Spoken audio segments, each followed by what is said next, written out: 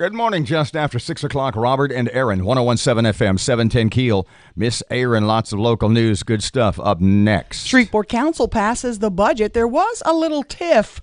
We'll tell you more about that. The investigation into the fire at First Baptist Bossier, we'll have that coming up. And big-time boxing coming. By a little tiff, do you mean like soccer boppers, squirting flowers, maybe whoopee cushions? No, plastic not really. Poop, nothing like that? No, not yet. No plastic poop at the time? No. I find that hard to believe, I know. but it is what it is. Do you know who Ed Foley is? No. Wait, you will find out if you don't. Oh, boy. He is awesome. For about 15 minutes yesterday, Shreveport was at the center of the sports universe. Ooh. We will explain. Okay. Fletcher in sports and traffic and weather, and it's all coming up this hour, and it's here on KEEL.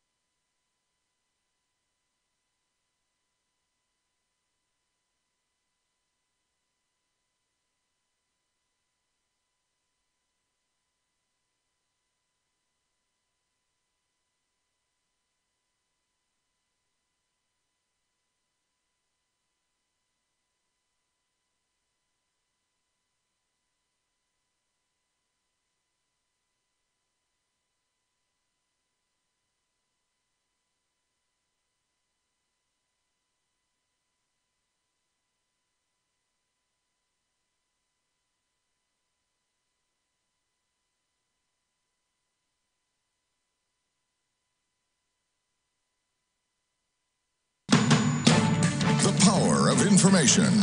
KEEL News now.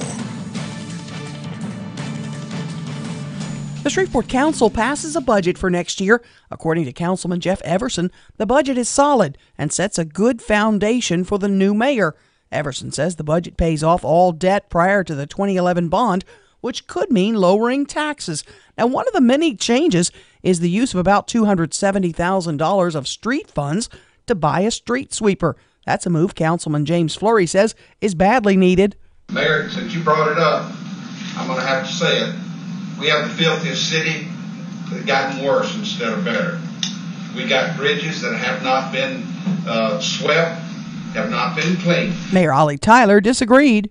I disagree about the filthiest city because we've made progress. The new street sweeper will have a vacuum capability. The old ones we bought did not. Bossier City fire officials still on the scene at First Baptist Bossier. Firefighters remained on the scene Tuesday checking for hotspots. At this time, it's still unclear what sparked the blaze. However, Bossier officials say they don't believe foul play is to blame. Now, there is a public meeting and prayer vigil tonight at 6 o'clock at the Bossier Civic Center. Fire safety is paramount as Louisiana reaches 63 fatal fires this year, alongside 73 lives lost. Ashley Rodrigue with the Fire Marshal's Office says in the wake of a fire killing 2 in Campty, no smoke detector was found on the property. Rodrigue says a smoke detector is the #1 priority. To assure that if anything goes wrong, you will be alerted in enough time not only to escape, but to escape without major injury. She recommends families have an exit plan with at least 2 ways to leave every room.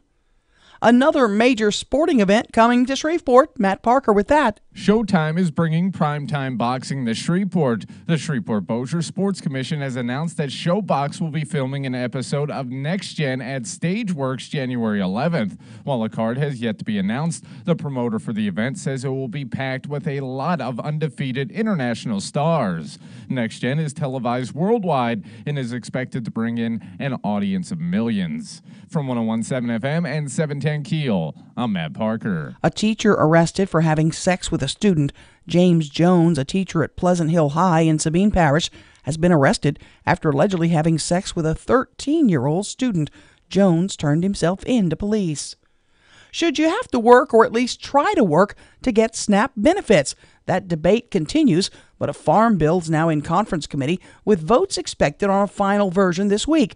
The bill houses the Supplemental Nutritional Assistance Program, or SNAP, along with farming policy. Congressman Ralph Abraham says he's disappointed the bill leaves out SNAP work requirements, but overall it's a good bill. We got 18 of the 21 asked. There were 2 or 3 that we didn't. But as a whole, when you have this large of a bill, I think we count this as a big win.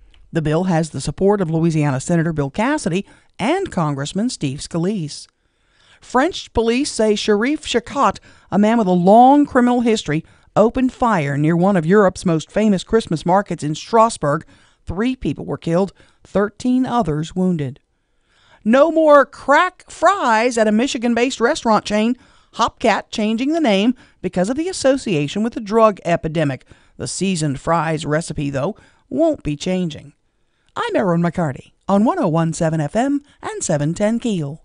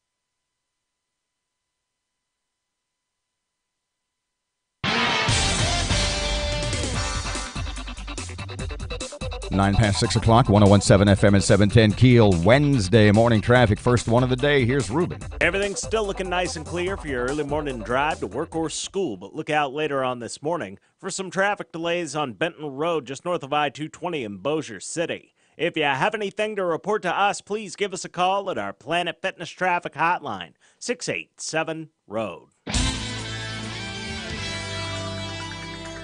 Storm rolling into the Pacific Northwest will be our next weather maker. It will start to impact the Arklatex tomorrow night into Thursday.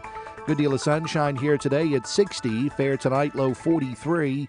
Clouds rolling in tomorrow, 62. Thunderstorms for Thursday, high 63. Richard Ouellette at the Weather Channel.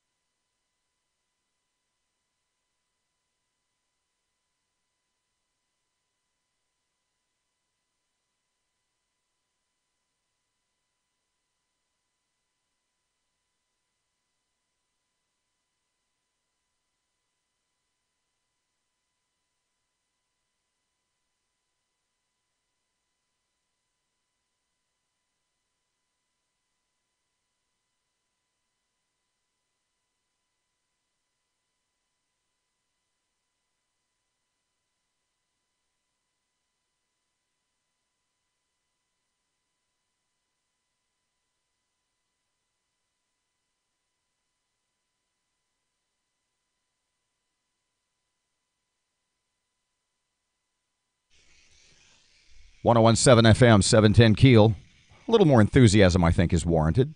Oh, is it? Woohoo! Well, when I play the sound bite for you that I will play momentarily, Oh, good. Okay. you will see why more enthusiasm is warranted. This is Ed Foley guy? 101.7 FM, 710 KEEL.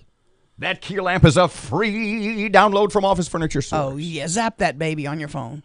You don't know who Ed Foley is? No. Should I know Ed? Well, maybe. I mean, I see why you don't, Okay. but a lot of people do. How should I know him? He's the Temple football coach. Oh, okay. Okay. I don't know him. I don't watch Temple football. If he looks, Ed Foley, he's interim, right? Yeah, he's the interim guy. He replaced. How far into the season did he take over? Do you know? I don't know. He's just somewhere not the midway. full-time guy. But Did they fire the other guy? He's making. Well, if they did, either that or he just collapsed and they carried him off, and Ed was there. Well, you shouldn't fire a guy if he's made a bowl. If The his team's point. made a No. bowl game. Interim coach means he's the coach now. Right. Okay, means he replaced someone but has not been given But the full why time. was someone replaced if But the has team's not made a been- bowl? You didn't know who Ed Foley was? Now you're busting on me? Why don't you look up Ed Foley and discover these things for yourself? I don't understand why you got a new coach. Maybe the old coach, because they had a good season, he's gone on to greener pastures. Is that it? Speaking of that, before we play Ed Foley, good Lord, woman, did you see how screwed up this in a nutshell? Matt and I talked about this. We made notes, and we did not get to this yesterday. See, look at this. I'm going full bore Ed Foley. When you hear Ed Foley, you'll see why I'm so juiced about this. Oh, God, poor Ed. Greedy Williams, LSU defensive back. Did you hear us talking about that yesterday? A little bit. Did you hear us talking about Greedy Williams yesterday? Second team All SEC? No. Second team All SEC. First team All American. I know. I told you. I'm the one who told you that. First team All American. I told you first team All American, and you went, nah. Second team I SEC. told you that. How stupid. How does that happen? How stupid is that? Who's ahead of him on the SEC team? Who's behind him on the All American team? Yeah. How dumb does that sound? How dumb does that make the SEC look? Okay, so back to Ed Foley and back to Temple. Temple and Duke, December 27th at the Walk-Ons Independence Bowl. Man, I love the look of it. He looks like a freaking bulldog. He looks like a football coach looked. He does. Like on it, like back in the 1940s or 50s. He looks like Lombardi or something. He's got like this big lantern jaw, kind of an underbite where his lower teeth extend out over. I mean, his jaw. I'm expecting him to punch players the way he looks. Is as far out front as his nose. Now it's odd. In your face kind of guy. Wait until you hear. Oh, is it good? For about 15 minutes yesterday, Shreveport, Louisiana, the Walk-Ons Independence Bowl was at the vanguard, at the forefront of the sports world, because this, what's it, about a minute 10, right? This 1 minute and 10-second bite of Ed Foley's, when the coaches get up and they pump up the crowd for their teams. They let everybody know how happy they let everyone, all the backers, all the contributors, all the corporate guys, all the ticket buyers, they want to get folks fired up for this game on the 27th. Mm-hmm. Well, let me tell you, I watched this yesterday. I was ready to go play for Temple. This is Coach Ed Foley yesterday at one of the Walk-Ons Independence Bowl luncheons. But our football team is going to come down here ready to play. We're going to practice really hard. We're going to play really hard. I hope that we play well, but I know that we'll play hard. And we're going to find out about Duke, and we're going to find out about Temple, and we're going to find out about which one of those football clubs wants to hit each other harder or longer. That's what we're going to decide here on the 27th.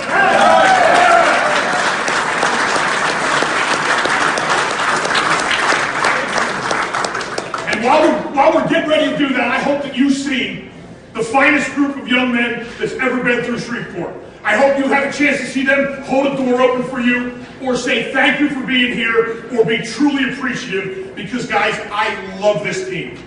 And I love these players, and I know you will too when you get around them. Please, get around our players. They are going to love you. They are going to love Shreveport, and you're going to love them. And they are going to be so appreciative of being here, guys, that it's going to be one of the greatest teams that you've ever had here, I promise you that. So we're fired up to be here. Thank you to everybody for having us.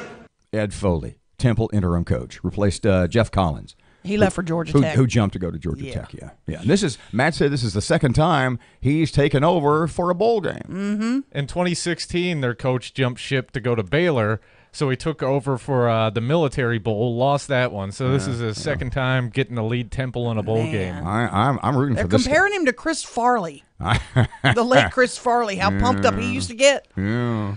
Oh, man. Yeah, but it's kind of hard to take Chris Farley seriously. This guy makes me want to run through a wall. A bowl game down by the river. I'd play for him. I know. Man, I know. sign me up. You know, I'm watching that yesterday. I'm thinking, okay, if Shreveport people got about half as juiced for this game as Ed Foley is for this game. Yeah. If we got half as pumped up, if we got half as fired up in support of this game, and we talked about it before, does it matter who's playing? Matt wrote a great article on that. It's at keelnews.com. Easy to find. Does it matter who plays in the Walk-Ons Independence Bowl? Or do we as a community have the responsibility to make it work no matter who they send us and to make it a major community event? In other words, it's not up to the teams to entertain us. No. It's up to us to entertain them, and I'm being totally serious. Yes. We need to have a good parade, a good pregame, good tailgating, all kinds of good events surrounding the game. My point exactly. He makes me want to go buy tickets now. Ed Foley, Temple coach. Game is on the 27th. Walk-Ons Independence Bowl. Ed Foley is awesome. I love this. Down by the river. Man. 18 past 6 o'clock, 101.7 FM, 710 Keel. When we come back, Erin's going to tell us about the TIFF. Oh, yeah. You know, the thing is not to be overly critical, but you read so much into what you exaggerate. I know that sounds horrible. You exaggerate, you blow things out of proportion, and we go back and listen to the sound bites. There was a major brawl at the city council meeting yesterday. A major brawl. They were hitting each other with rubber chickens. No. It was incredible. No. Jeff Everson makes one final plea. It was amazing. Wait until we come back. Oh, boy. 19 past 6 o'clock. I just pulled his name out of the air, not for any specific reason. If he's listening, I just want him to know that. 19 past 6. Here's Ruben. Everything's still looking nice and clear for your early morning drive to work or school, but look out later on this morning for some traffic delays on Benton Road just north of I-220 in Bossier City. If you have anything to report to us, please give us a call at our Planet Fitness Traffic Hotline, 687-ROAD. Storm rolling into the Pacific Northwest will be our next weather maker. It will start to impact the Arklatex tomorrow night into Thursday. Good deal of sunshine here today at 60. Fair tonight, low 43. Clouds rolling in tomorrow, 62. Thunderstorms for Thursday, high 63. Richard Wettig, the Weather Channel.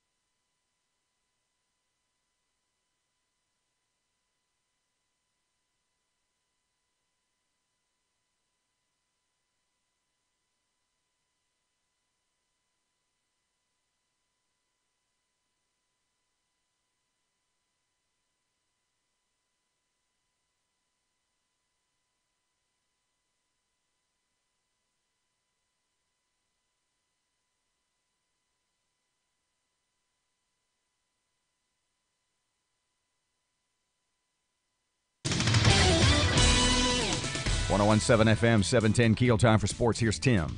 Good morning from the sports desk of 1130 The Tiger. This is Tim Fletcher. North Webster alum and Butkus Award-winning linebacker Devin White reiterated his desire to play in LSU's Fiesta Bowl date with Central Florida on Tuesday. He also raised hopes among Tiger fans that the bowl game won't be his last in a Tiger uniform. When asked about playing in the game rather than skipping it to avoid injury, White replied, quote, "It's the next game on the schedule. I signed up to play football for LSU." He also said he wants to be the greatest linebacker in LSU history. Fellow linebacker Patrick Queen told the gathering of reporters, quote, "I don't know what he's going to do, but he says he's going to stay." Former Louisiana Tech standout Boston Scott was signed by Philadelphia off the Saints practice squad. The Eagles added the Bulldog alum to their roster Tuesday. Scott shined for the Saints in preseason but was never a part of the team's active roster. Local crew Bishop Promotions landed an impressive professional boxing card set to take place in Stageworks, the former movie studio downtown. The Shreveport-Bossier Sports Commission also played a hand in landing the fights that will feature undefeated American boxer Devin Haney squaring off against unbeaten South African Zolasani Ndonji on January 11th atop the card. The event is also part of the Showtime Network's boxing coverage. From the sports desk of 1130 The Tiger, this is Tim Fletcher.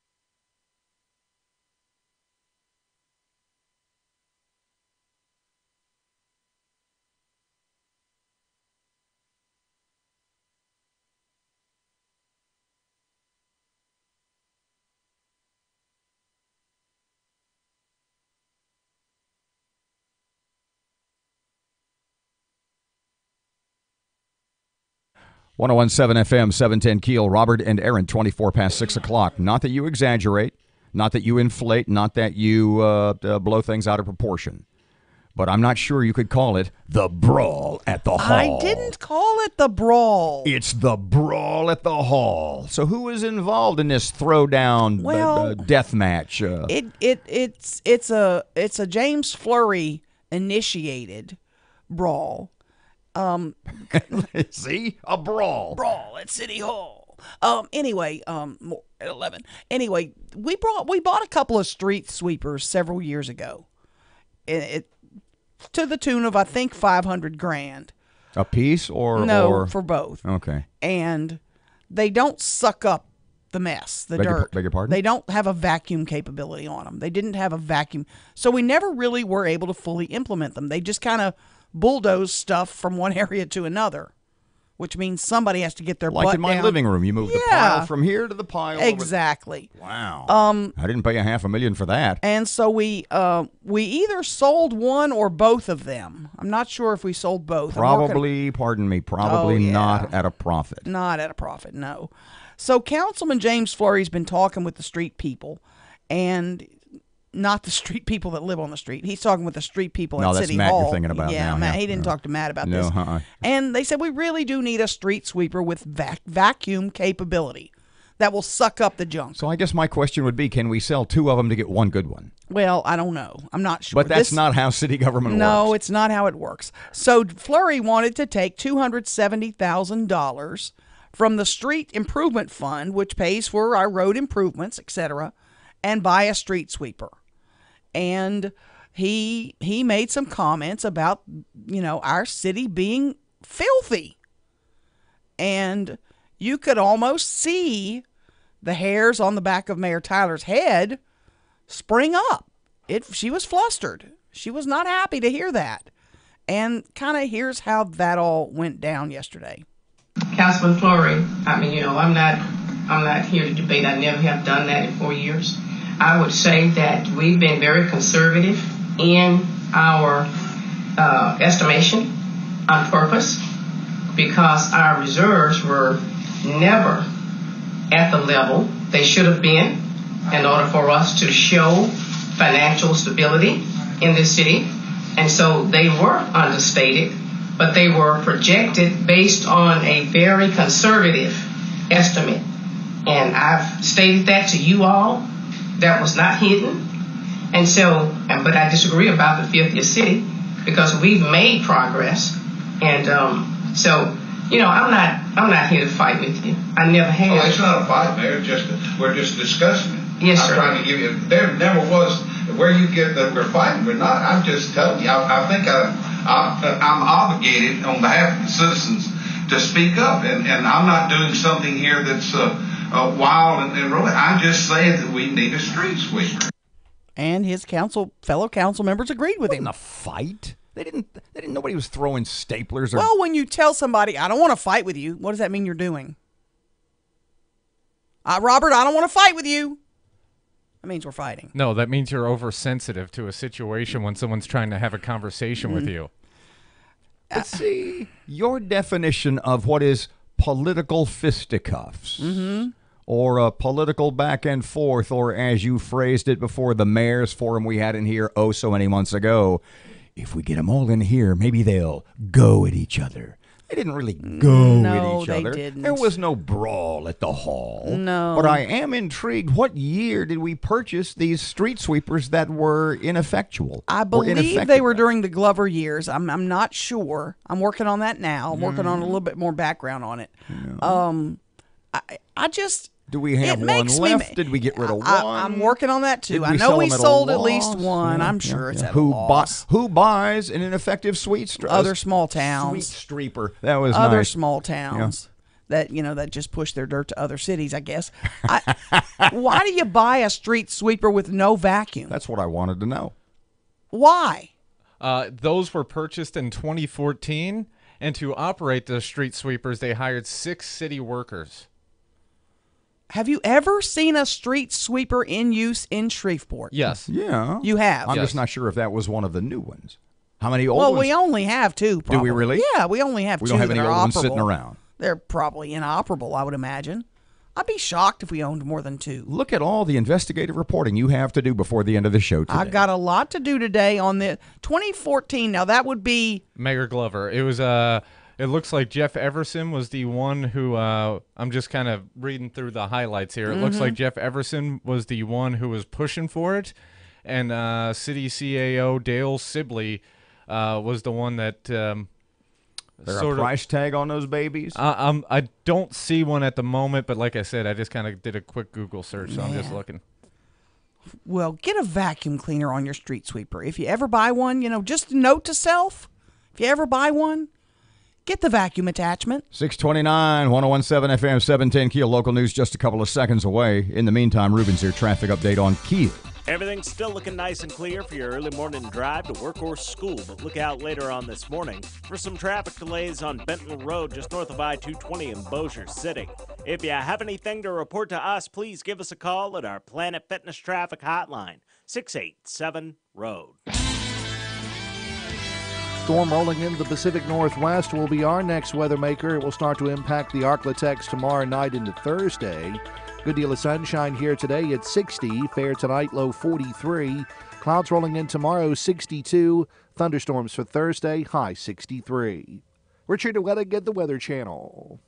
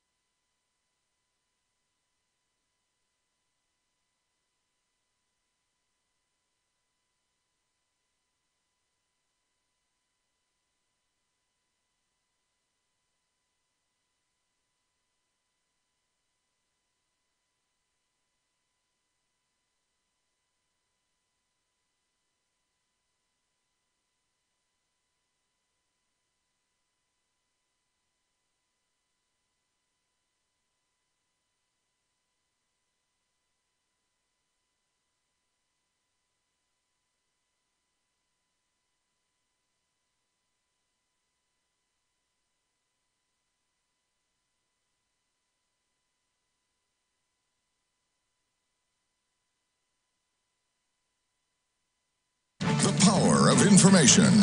KEEL News now. Investigators still on the scene at First Baptist Bossier. They're checking for hot spots, trying to prevent any potential flare-ups. Still unclear what sparked that 3-alarm blaze. Now, there is a public meeting and prayer vigil tonight at 6 at the Bossier Civic Center to update citizens on the fire and to address what the church needs to rebuild. Showtime bringing primetime boxing to town. The Shreveport-Bossier Sports Commission announcing Showbox will be filming an episode of Next Gen at Stageworks January 11th. The card has yet to be announced, all of it that is. The promoter for the event says it will be packed with a lot of undefeated international stars. The Shreveport Council passes a budget. Matt Parker with that. At Tuesday's meeting, the Shreveport City Council passed the budget for next year. According to Councilman Jeff Everson, the budget is solid and sets a good foundation for new Mayor Adrian Perkins moving forward. Everson says the budget pays off all debts prior to the 2011 bond, which could mean lowering taxes for citizens or redirecting money to address some of the city's issues. From 1017 FM and 710 KEEL, I'm Matt Parker. One of the many changes is the use of street funds to buy a street sweeper, about $270,000. That's a move Councilman James Fleury says is badly needed. He got into a little tiff with Mayor Tyler after he said, "This is a filthy city." I'm not here to fight with you. I never have. Oh, it's not a fight, Mayor. We're just discussing it. Yes, I'm sir. trying to give you. There never was where you get that we're fighting. We're not. I'm just telling you. I think I'm obligated on behalf of the citizens to speak up, and I'm not doing something here that's wild and really. I'm just saying that we need a street sweeper. The new street sweeper will have a vacuum capability. The old ones we bought did not. People in Tennessee woke to shaking early today that turned out to be an earthquake. Fox meteorologist Adam Klotz has the details. The earthquake just happened around 4:15 this morning. Earthquake there in eastern Tennessee. This is a 4.4 magnitude earthquake. It's still very early, but there aren't any reports of any sort of injuries or any sort of damage. But I know folks as far south as Atlanta were woken up because of this shaking. 3.3 magnitude aftershock also reported. The future of Brexit and Britain's Conservative Party in question after several members voted no confidence in Prime Minister Theresa May's leadership. May warned that changing leadership now would have dire consequences. And at this crucial moment in our history, that means securing a Brexit deal that delivers on the result of the EU referendum.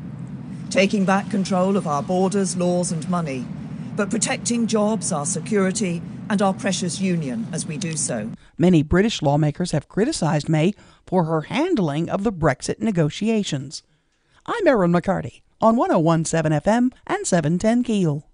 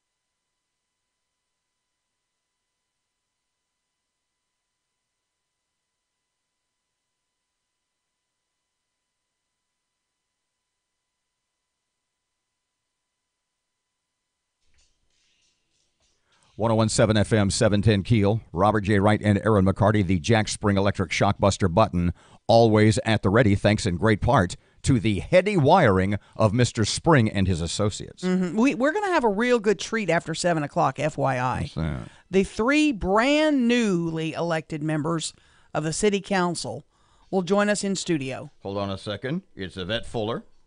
Lavette Fuller, I'm sorry. You know, and that's interesting. I'm driving down the road yesterday, making a point because I thought Yvette Fuller, and I said to myself, no, it's Lavette Fuller. Lavette. Don't screw that up. You screwed it up. It's like Louisiana Coin and Laundry. Mm-hmm. It's, oh my gosh, we have a council person. Oh, this is not going to go well. Yeah, I know it's not. So it's John Nicholson, Grayson Butcher, and Lavette Fuller will be joining us just after 7 o'clock. It's going to be fun. Shreveport Security Systems text line 318-392-1884 from topics already covered on this morning's show. Mr. Foley, speaking of interim Temple coach Ed. Go ahead.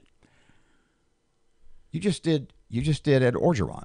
I think Ed Foley and Ed Orgeron should have lunch. Twin sons of different mothers. They are. You know, that may not be brothers from a different mother. Maybe. Do we have time to play Ed again? Sure. It's only a minute long. This is interim. This is interim coach, Temple coach Ed Foley at the luncheon yesterday, telling walk-ons, Independence Bowl supporters how his team and he are ready for this big game. But our football team is going to come down here ready to play. We're going to practice really hard. We're going to play really hard. I hope that we play well, but I know that we'll play hard. Go Owls. And we're going to find out about Duke, and we're going to find out about Temple, and we're going to find out about which one of those football clubs wants to hit each other harder or longer. That's what we're going to decide here on the 27th.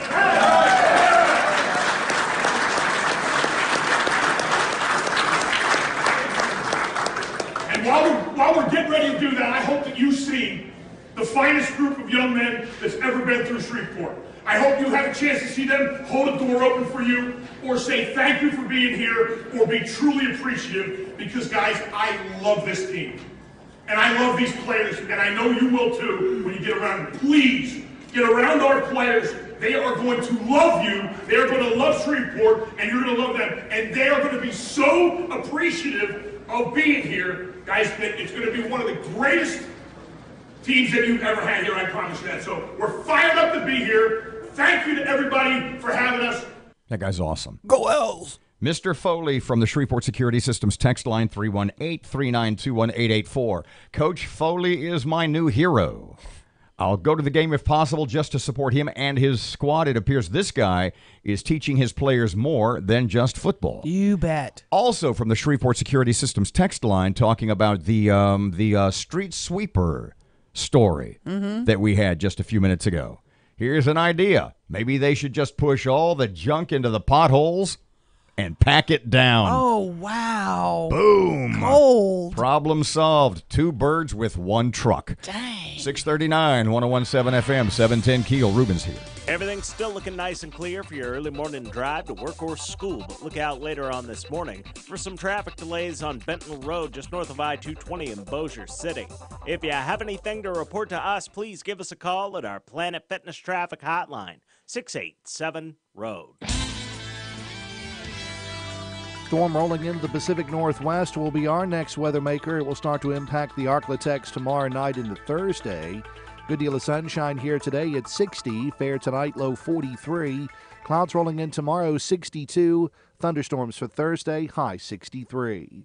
Richard Ouetta, Get the Weather Channel.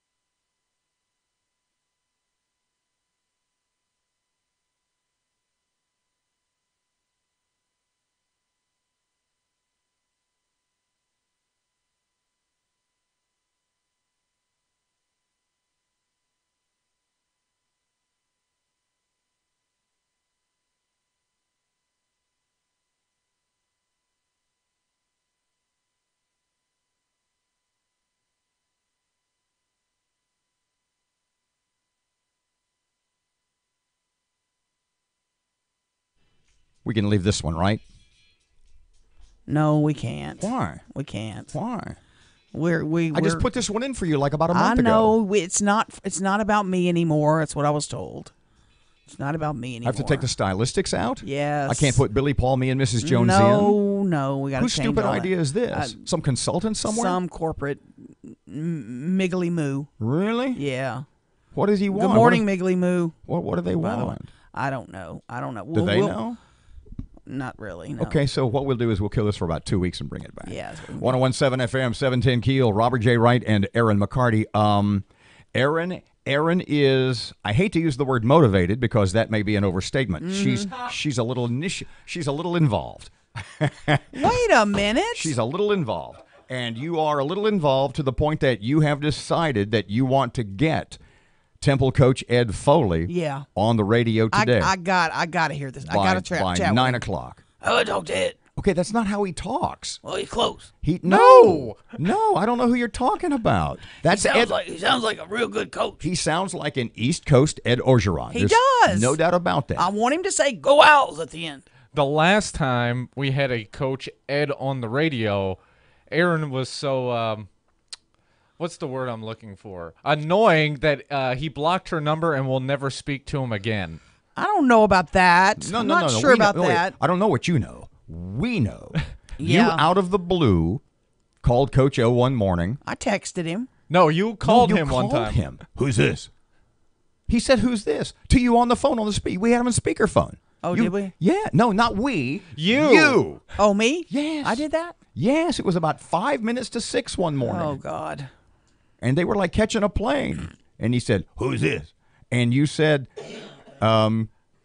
Merrily Tyler. No, I'm just kidding. And the lady in purple underwear, I think, is the Yeah, direct probably quote. told him that, yeah. God, you're right. I did, didn't I? And you wonder why people quit answering your phone calls. They fall out of love with me for a minute, but they always come back. I doubt it. They come back. They come creepy crawling back. I want to talk football for a second, but in a circuitous sense. Okay. I read, in fact, I think Greg Adams put a post up, a blog up about this yesterday, that the Greedy Williams of the world, or going back a few years, Leonard Fournette, or Christian McCaffrey from Stanford, guys, big stars who sit out bowl games, are not, in fact, destroying college football. The West Virginia guy, the West Virginia quarterback who was one of the 3 finalists at this year's Heisman Trophy Award. He's up there on stage. He's there with Kyler Murray and Tua Tagovailoa. The number 3 guy, what's his name? Will Greer. Has decided, no, I'm not playing. Not playing. I don't see why you're so shocked at this. I'm not shocked. I'm saying it's the first step. It literally is the college football equivalent of one and done. Mm-hmm. It is. It really is. And it's going to keep happening. And you, as an LSU fan who wants your team to win until you get to the bowl game, you're good. You don't have a problem with this. I have no problem. If they win, if they lose 2 regular season games, your underwear's rolling up. But when it comes to the bowl game, you have, as a crazed LSU fan, as crazed as it gets, you're crazier than the guy at the golf course in the LSU golf cart with the purple shirt and the gold pants and the LSU golf bag and shoes. Mm-hmm. Because that's about as LSU as you can get. Right. That's who you are. Yes. If you were a golfer, that's what you do. Oh, absolutely. The point I'm making is you, crazy LSU fan who comes, who is about to have a stroke if LSU loses 2 regular season games. Now that they're going to the Fiesta Bowl against UCF, you don't give a damn. It doesn't matter. You don't care. No, I don't. The game has no meaning for me. Maybe a little recruiting, And the maybe. money the school gets, the $10 million or whatever it get happens some money. Yeah. And that's good. If I'm Devin White's mom, Yeah. if I'm Greedy Williams' mom, sit your butt down. Don't even think about playing in that So at game. what point during the regular season, and I brought this up the other day, and I brought it up with friends yesterday, and they kind of looked at me and went, damn, hadn't thought about that. What if you get halfway through the regular season and 2 NFL general managers say on the record, 2 NFL teams say on the record, if the season ended today, as that cliche goes, if the season ended today, you're 6 games in. Imagine that you're 6 games in. If the season ended today, he'd be my first round draft pick. Why don't you just shut it down then? Because the rest of the season matters. You could win a championship. Like Devin White said in the... Now, see, you made my point. So literally, not every team can win a championship. UCF's got no shot. Literally, Nope. there's 5 or 6 or 7 or maybe 8 teams every year who actually have a chance to win a championship. Right. University of Central Florida has won, 25 straight games. They're undefeated over 2 seasons. In last season's bowl game, they defeated Auburn, the only team last season to beat eventual national champion Alabama. And yet they have no chance of ever getting to that Final Four. They have no chance, no matter how great they are. They've got no shot at winning a national championship. Nope. So if the criterion is, if you don't have a chance to win a national championship, why play? Why doesn't the entire Central Florida team halfway through, or at least the players that are going to be high draft choices, just shut it down? Oh, because you're still in your regular season. You still are playing for pride. You're still playing for, hopefully, being a top 10 ranked team. Yeah, but what does that get you? A bowl game, which you don't want them to play Would in. you say doesn't matter? Their team is a fluke. That team is a fluke. I don't think winning 30 games in a row is a fluke. No, I'm not saying it's a fluke, but I mean their team is one of those that's going to be undefeated but has no chance. There are only a certain number of teams who have a chance to win a national championship. If your criterion for playing and playing your heart out for God, country, and LSU is winning a championship, there's only a certain amount of teams that have a chance. The rest, why not shut it down halfway through to not get hurt and value the you don't want to get hurt and screw up your chance to make $1 million. You're an ultramaroon. Who's coming up after 7 o'clock? We're going to have the 3 brand new city council members joining us in studio just past 7. 649, 1017 FM, 710 Keel. Your Money Now just ahead, brought to us by Marksdale Federal Credit Union. Here's Ruben.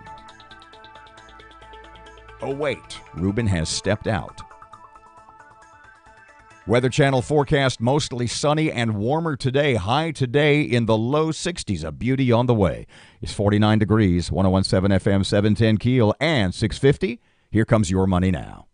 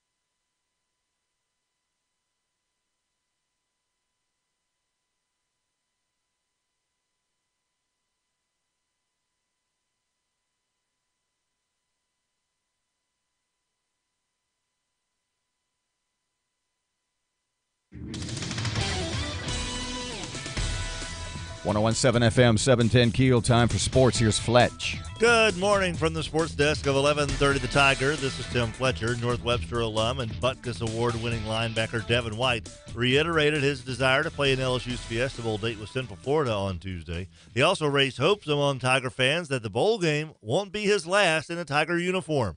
When asked about playing in the game rather than skipping it to avoid injury, White replied, quote, "It's the next game on the schedule. I signed up to play football for LSU." He also said he wants to be the greatest linebacker in LSU history. Fellow linebacker Patrick Queen told the gathering of reporters, quote, "I don't know what he's going to do, but he says he's going to stay." Former Louisiana Tech standout Boston Scott was signed by Philadelphia off the Saints practice squad. The Eagles added the Bulldog alum to their roster Tuesday. Scott shined for the Saints in preseason, but was never a part of the team's active roster. Local crew Bishop Promotions landed an impressive professional boxing card set to take place in Stageworks, the former movie studio downtown.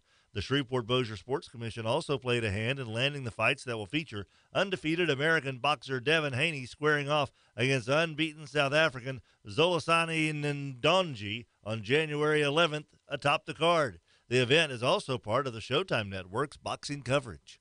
From the sports desk of 1130 The Tiger, this is Tim Fletcher.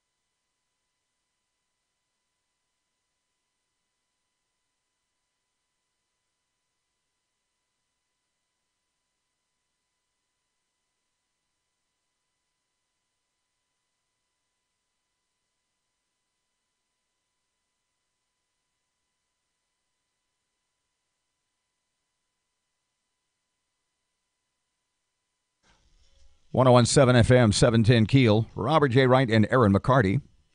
Erin's goal before the day ends to get Temple Owls interim head coach, Ed Foley on the radio. Working on it. How's it going? What are your shots? They're setting it up. They're trying to set it up. I heard that soundbite from him that made national news yesterday, where he was I'm loving Shreveport. My boys love Shreveport. We are going to be the happiest team ever. It's awesome. And y'all are going to love us. It made, he doesn't sound like Ed Orgeron. A smidge he does. No, not at all. You got to stop. He does. No, you don't either. Go Owls.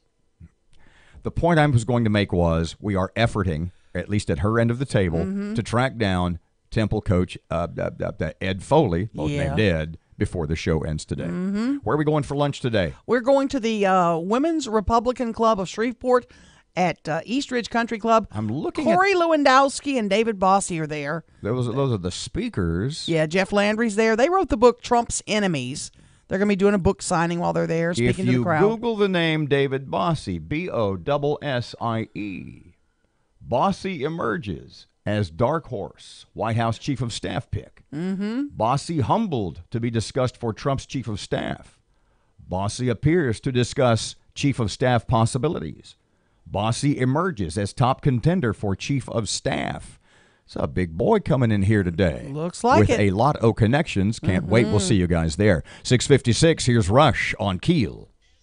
Yesterday, old school environmentalist wackos are backing away from unpopular carbon taxes, but young progressives are not giving up. They're demanding a Green New Deal.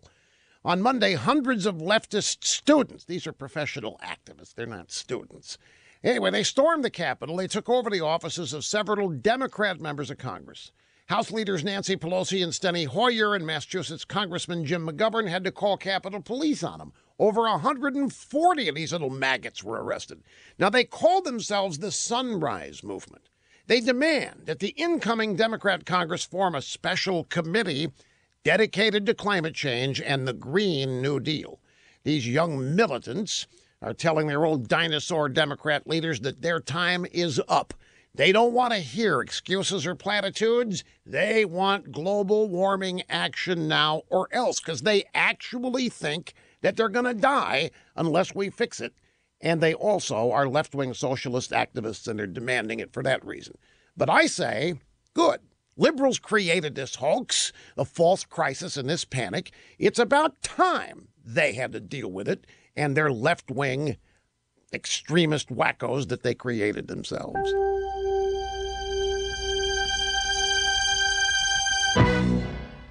What if I told you there was a way to step into another gear for your brain and be much sharper, more focused, and improve your memory to a level that you could only dream about and notice these results in 30 minutes? Hard to believe? Neuroscientists are calling this new brain discovery the biggest advancement in brain science to date. It's called Limitless, the brain pill of the future. Take it, and within 30 minutes, you'll transport your mind to a new level of focus and clarity you would have never thought possible. I took Limitless, and it started working in minutes.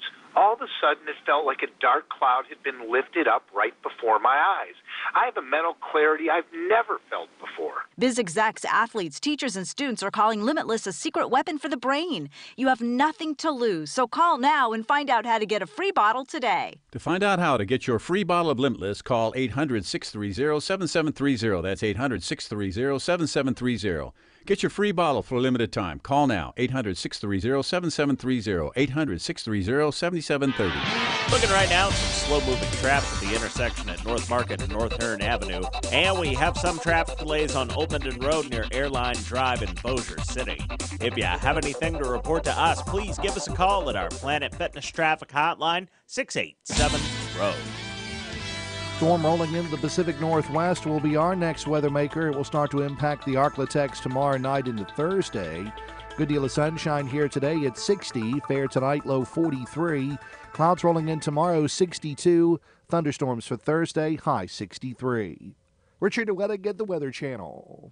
Breaking news and trending talk. This is 1017 FM and 710 Keel. KEEL, Shreveport.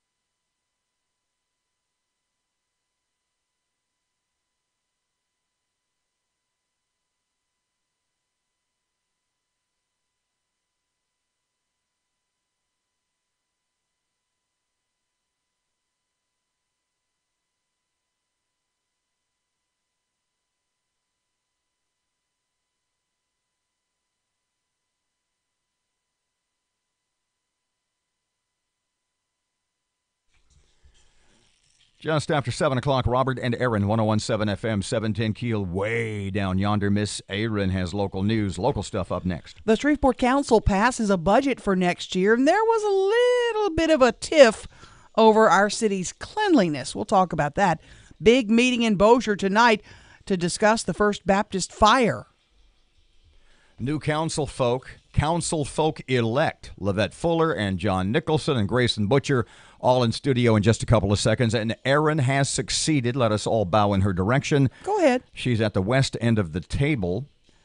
Temple football coach Ed Foley joins us in about 30 or 35 minutes. I cannot wait. Plus Fletcher in sports and traffic and weather. It's all coming up this hour, and it's right here on Keel.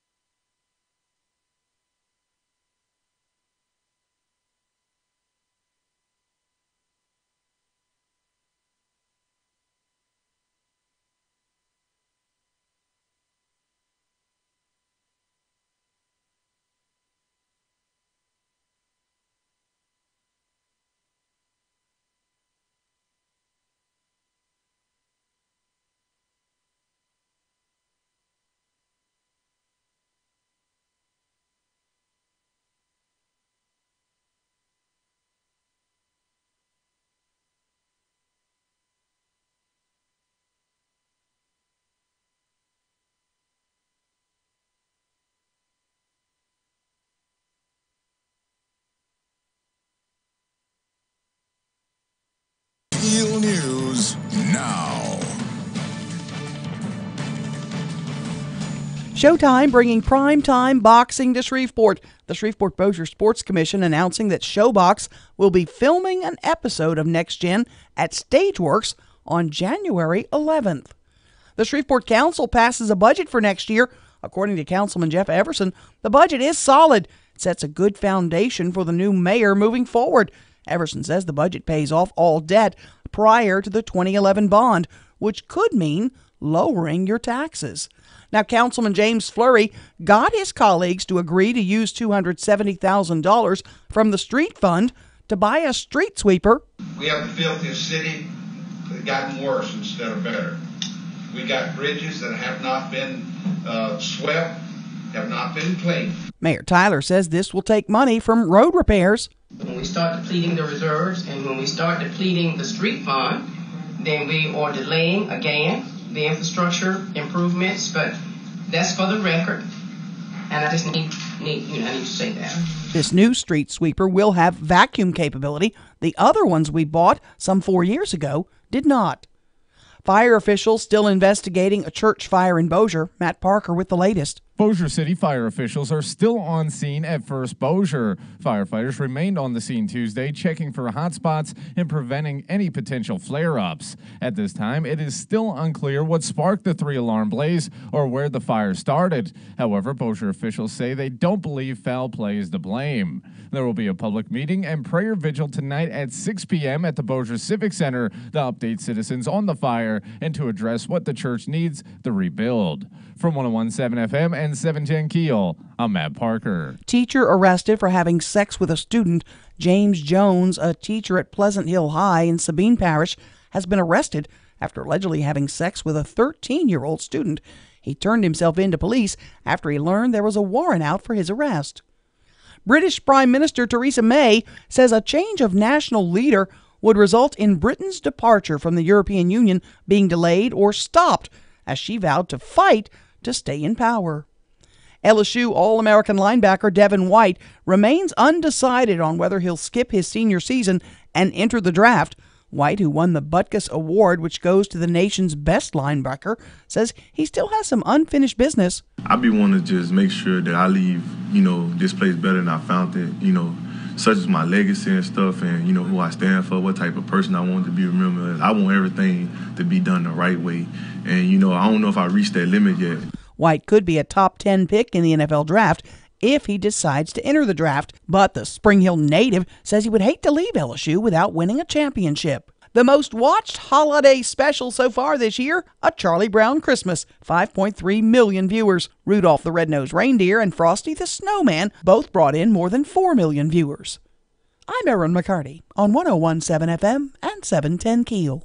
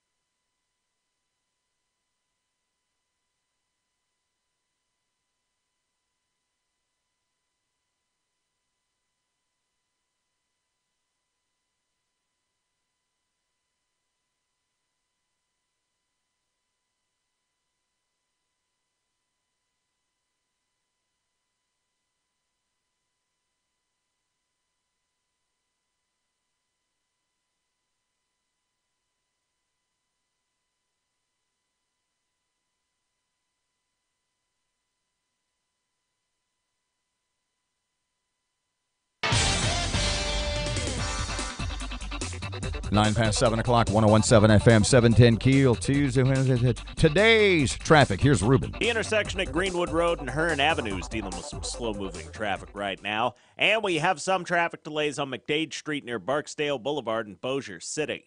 If you have anything to report to us, please give us a call at our Planet Fitness Traffic Hotline, 687-ROAD. Storm rolling into the Pacific Northwest will be our next weather maker. It will start to impact the Arklatex tomorrow night into Thursday. Good deal of sunshine here today at 60. Fair tonight, low 43.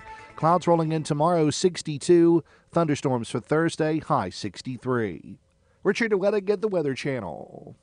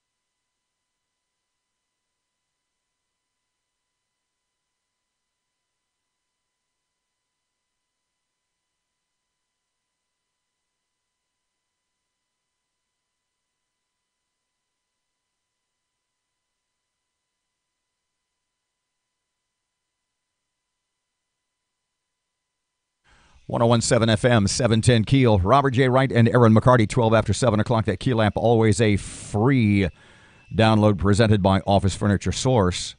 My first question is going to be, before I introduce these guys, what on earth? What, you don't want to sleep anymore? You don't want to ever have regular hours? What? You don't want to have any more friends? In studio, our city council people elect, Lavette Fuller and John Nicholson and Grayson Butcher. A, welcome to KEEL. B, we'll start with Miss Lavette. What on earth were you thinking? You are not a political novice. You were on, I think, the MPC for a while. Yes. But this council person is literally the most, I would think, what have you done for me lately job. Young lady, what were you thinking?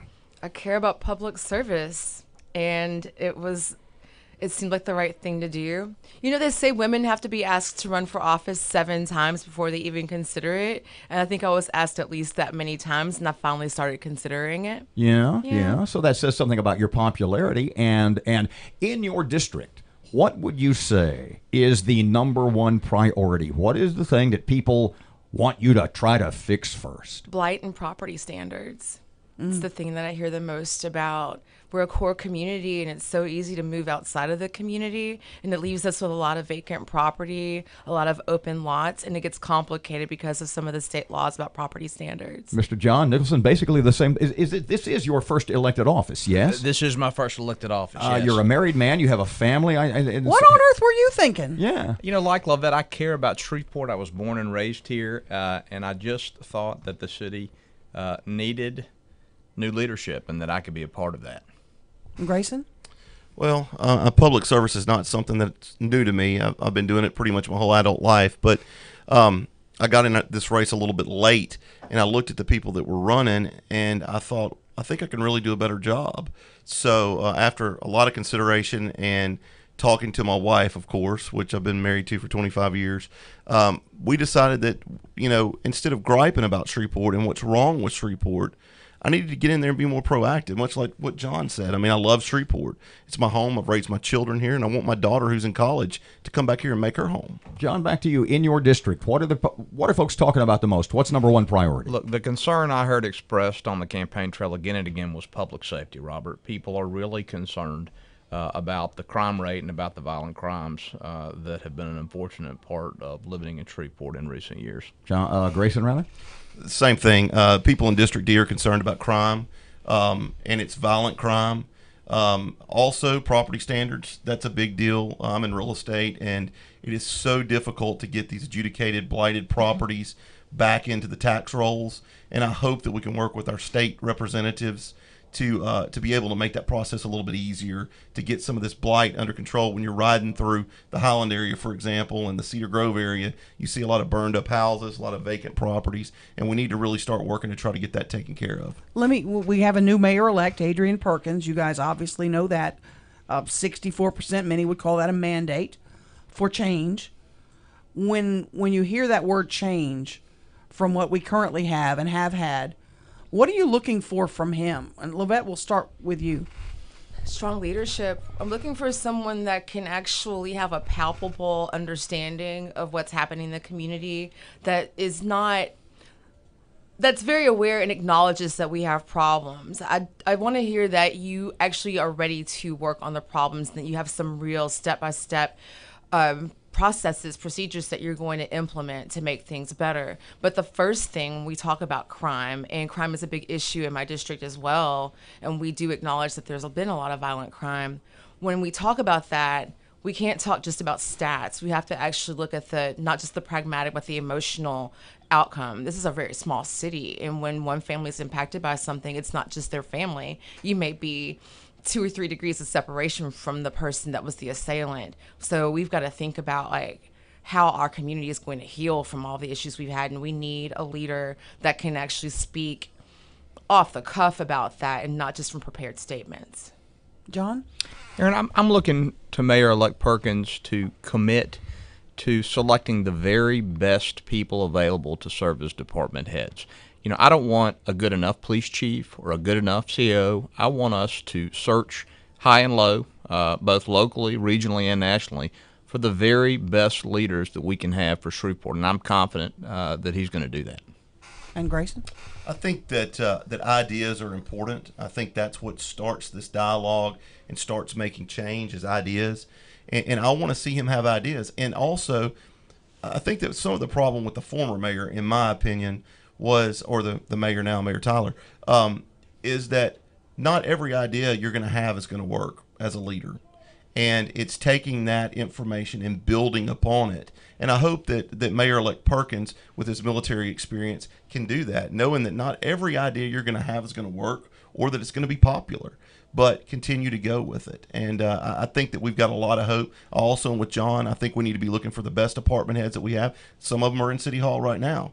But I think we need to be looking for the best department heads, police, and try to move forward. But I think the biggest thing for me is have those ideas, put that dialogue out there, and they may not all work, but at least we're opening up a dialogue to make things better. You know, you had mentioned a second or two ago that you have a college-age daughter, despite that there's not, bluntly speaking, a whole deal of gray hair in the room. You're all pretty young. Who's the youngest? Not me. Who's the oldest? Who's the oldest? The point I was going to make was, and it was a point made by a lot of political analysts and pundits right here in Shreveport, that this mayoral election, and maybe this election en masse, was much more of a generational shift than it was either party-based or racial, for that matter. Do you agree with that?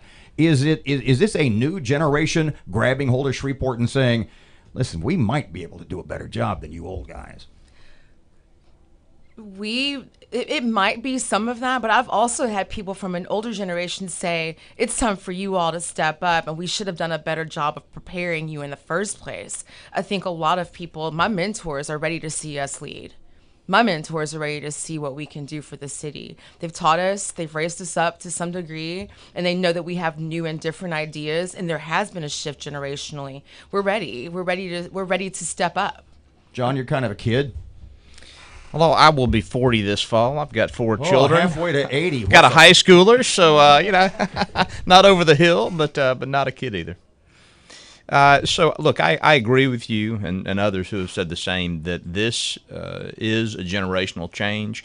If you look at Mayor-elect Perkins' numbers in my district, in precincts, including South Highlands, he garnered tremendous support from white Republicans. And so I think this change had less to do with race and party than it did with really a near universal desire for change, and that's what those numbers reflect. Old fogey Grayson Butcher. Yeah, I'm 47. I am probably the only one that's a grandfather, though. Get 911 on the line, yeah. But yeah. Anyway, you know, District D is very diverse. We have a lot of retirement villages. We have a lot of young families, you know, in our district as well. So, but I do agree with that to a certain extent. What Levette said, I think that that people are looking for change, and I just don't think that we've been getting it done over the last 10 years. So a lot of people that are mentors to me as well have encouraged me to run and to help the city grow. Can I come back to something, though, about transcending the racial and the political? Can you hold the thought? When we come back, we must take a break, but I promise you go first on our... And I also want to talk about growth versus the budget and the budget tightedness. Is that a word? Tightedness? It is now. You did a great job. Thanks. 19 past 7 o'clock, 1017 FM, 710 Keel. Council people elect John Nicholson, Levette Fuller, Grayson Butcher. More on the way when we get back. Here's Ruben. The intersection at Greenwood Road and Hearn Avenue is dealing with some slow-moving traffic right now. And we have some traffic delays on McDade Street near Barksdale Boulevard in Bossier City. If you have anything to report to us, please give us a call at our Planet Fitness Traffic Hotline, 687-ROAD. Storm rolling into the Pacific Northwest will be our next weather maker. It will start to impact the Arklatex tomorrow night into Thursday. Good deal of sunshine here today at 60. Fair tonight, low 43. Clouds rolling in tomorrow, 62. Thunderstorms for Thursday, high 63. Richard Wettigan, the Weather Channel.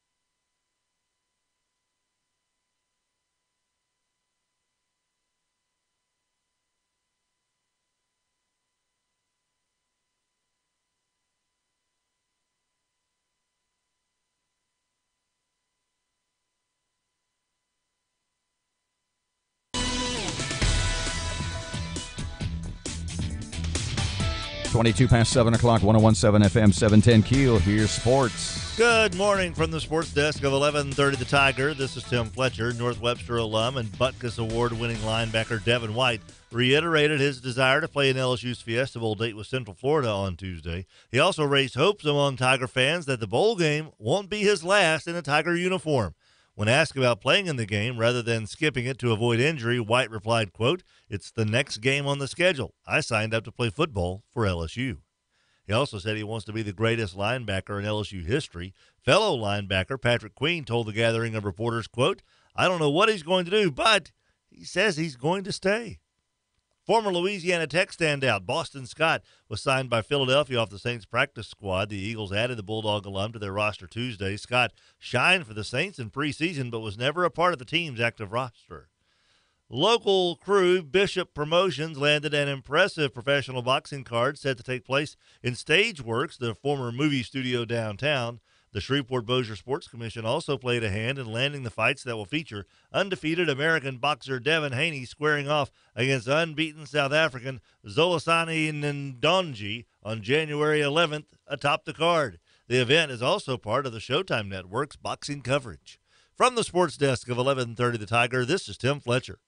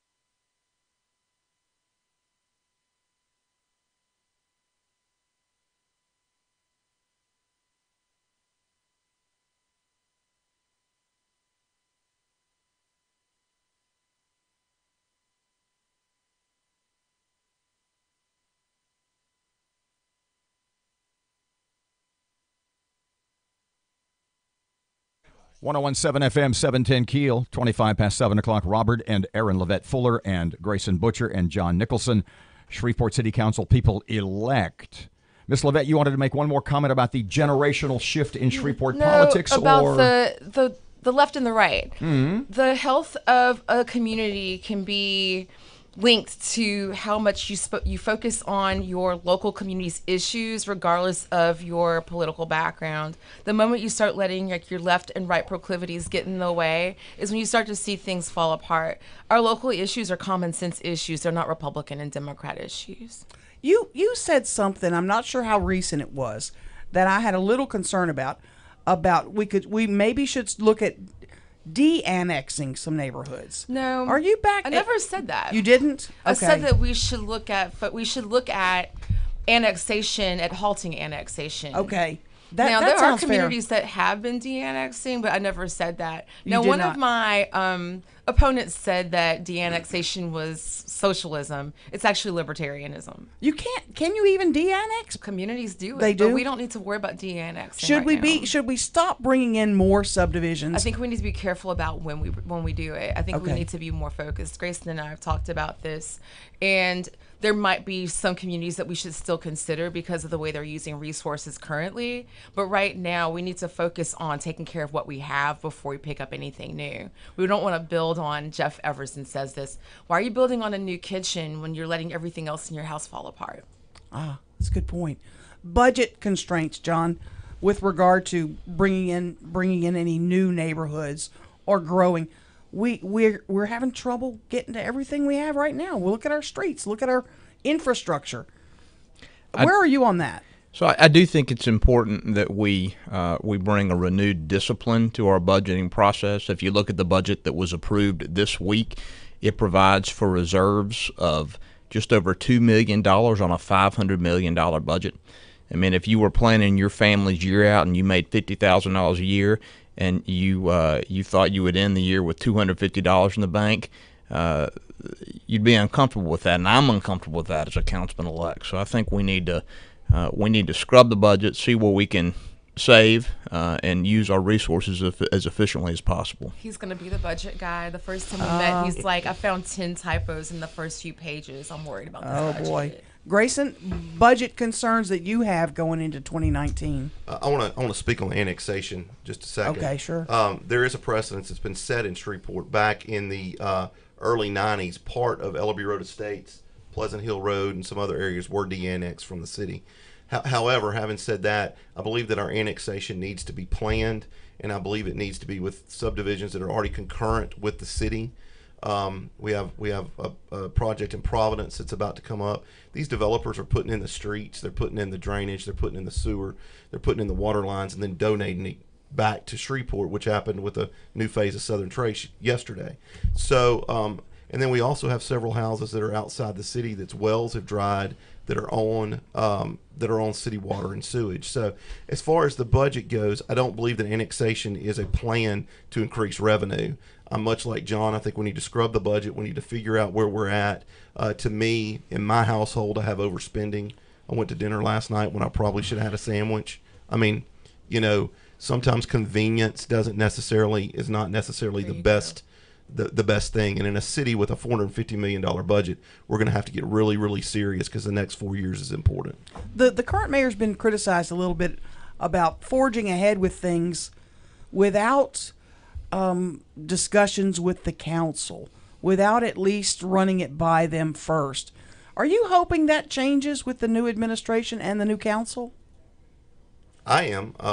I've said all along I will not be a rubber stamp for any mayor, especially with these department heads appointments, just because they bring somebody that they feel. I want to vet those people. I think it's our job in the legislative branch to be a checks and balances for the administration.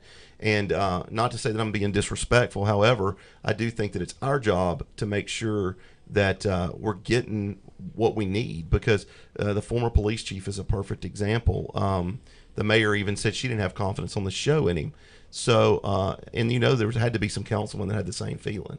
So I think we ought to speak up. I mean, and not be. That's what we're elected to do. We're elected to represent our constituents.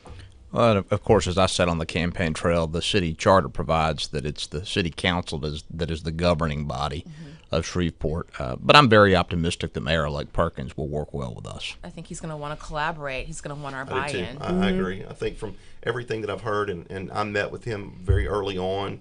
I met with all the mayoral candidates. That's what he talked about, is working with the council. Ladies, gentlemen, we appreciate your time. One more thing. What? New A&E committee. Can y'all work on that for me? I like your appointment. Let's just put it like that. Fire me, please. I'm not that fond of it. We can talk off the air. Grayson Butcher, John Nicholson, Lavette Fuller, City Council people elect, thank you for your time as always. Great stuff. 101.7 FM, 710 KEEL. Ed Foley, Temple football coach, is just a couple of seconds away. Settle down there, Coach O. Traffic update right now. Here's Ruben. Starting to see some slow-moving traffic on I-20 westbound near Spring and Market. And we have some traffic delays on Airline Drive near Green Acres Boulevard in Bossier City. If you have anything to report to us, please give us a call at our Planet Fitness Traffic Hotline, 687-ROAD.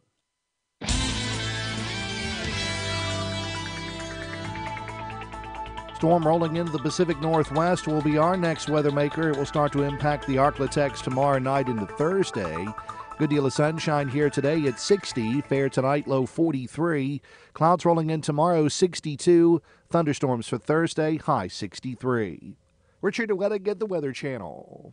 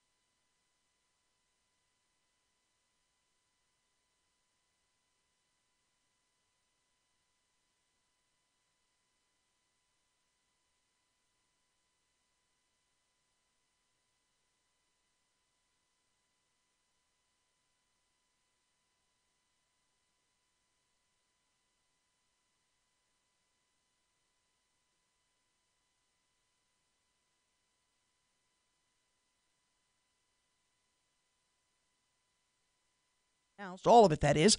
The promoter for the event says it will be packed with a lot of undefeated international stars. The Shreveport Council passes a budget. Matt Parker with that.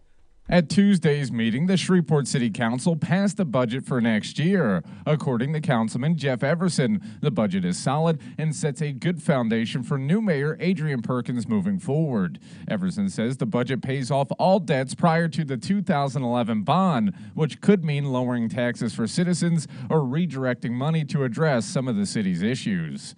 From 101.7 FM and 710 KEEL, I'm Matt Parker. One of the many changes is the use of street funds to buy a street sweeper, about $270,000. That's a move Councilman James Fleury says is badly needed. He got into a little tiff with Mayor Tyler after he said, "This is a filthy city." I'm not here to fight with you. I never have. Oh, it's not a fight, Mayor. We're just discussing it. Yes, I'm sir. trying to give you. There never was where you get that we're fighting. We're not. I'm just telling you. I think I'm obligated on behalf of the citizens to speak up, and I'm not doing something here that's wild and really. I'm just saying that we need a street sweeper. The new street sweeper will have a vacuum capability. The old ones we bought did not. People in Tennessee woke to shaking early today that turned out to be an earthquake. Fox meteorologist Adam Klotz has the details. The earthquake just happened around 4:15 this morning. Earthquake there in eastern Tennessee. This is a 4.4 magnitude earthquake. It's still very early, but there aren't any reports of any sort of injuries or any sort of damage. But I know folks as far south as Atlanta were woken up because of this shaking. 3.3 magnitude aftershock also reported.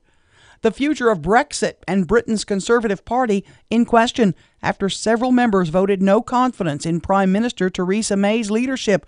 May warned that changing leadership now would have dire consequences. And at this crucial moment in our history, that means securing a Brexit deal that delivers on the result of the EU referendum. Taking back control of our borders, laws and money, but protecting jobs, our security and our precious union as we do so. Many British lawmakers have criticized May for her handling of the Brexit negotiations. I'm Erin McCarty on 101.7 FM and 710 KEEL.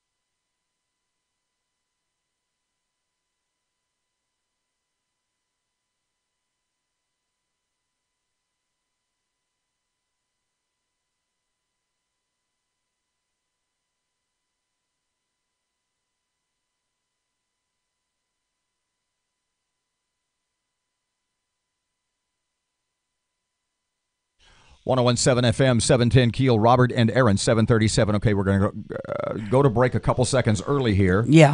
So, A, you can fan yourself. Mm-hmm. And B, we can await Temple football coach Ed Foley. Ed Foley. Is getting ready to call here in just a couple of seconds. If you have not heard his awesome off-the-handle rant about Shreveport and Temple and the Independence Bowl, we were at the center of the sports universe. Yes. For about 15 to 20 minutes yesterday because of this guy, and he was incredible. And Erin said, we're going to track this guy down. Yeah. Going to get him on the radio before 9 o'clock. And it didn't take you much at all. Nope, got him. So Ed Foley, Temple football coach, momentarily. Also coming up at 7:50 or thereabouts, going to have David Bossy or Corey Lewandowski, I believe. Lewandowski. They are here for the Women's Republican Club of Shreveport, which is at Piermont Oaks today at 11:30 today, yeah. That's a big-time guest and big-time coming up. If you Google David Bossy, the first thing you get is David Bossy emerges as dark horse pick for White House Chief of Staff. Holy cannoli. You see David Bossy emerges as top contender for Chief of Staff spot.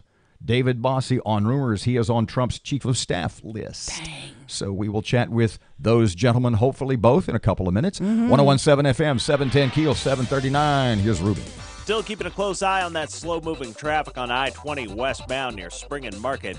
And we have some heavy backed-up traffic on Benton Road just north of I-220 in Bossier City. If you have anything to report to us, please give us a call at our Planet Fitness Traffic Hotline, 687-ROAD. A low pressure will develop in Texas and ramp up the rain chances for us tonight. We'll see the clouds continue to build in at 62. Showers likely late tonight, maybe a thunderstorm, low 57. Showers and thunderstorms for tomorrow, 64. Cloudy with occasional light rain, Friday's high 47. Richard Wettig at the Weather Channel.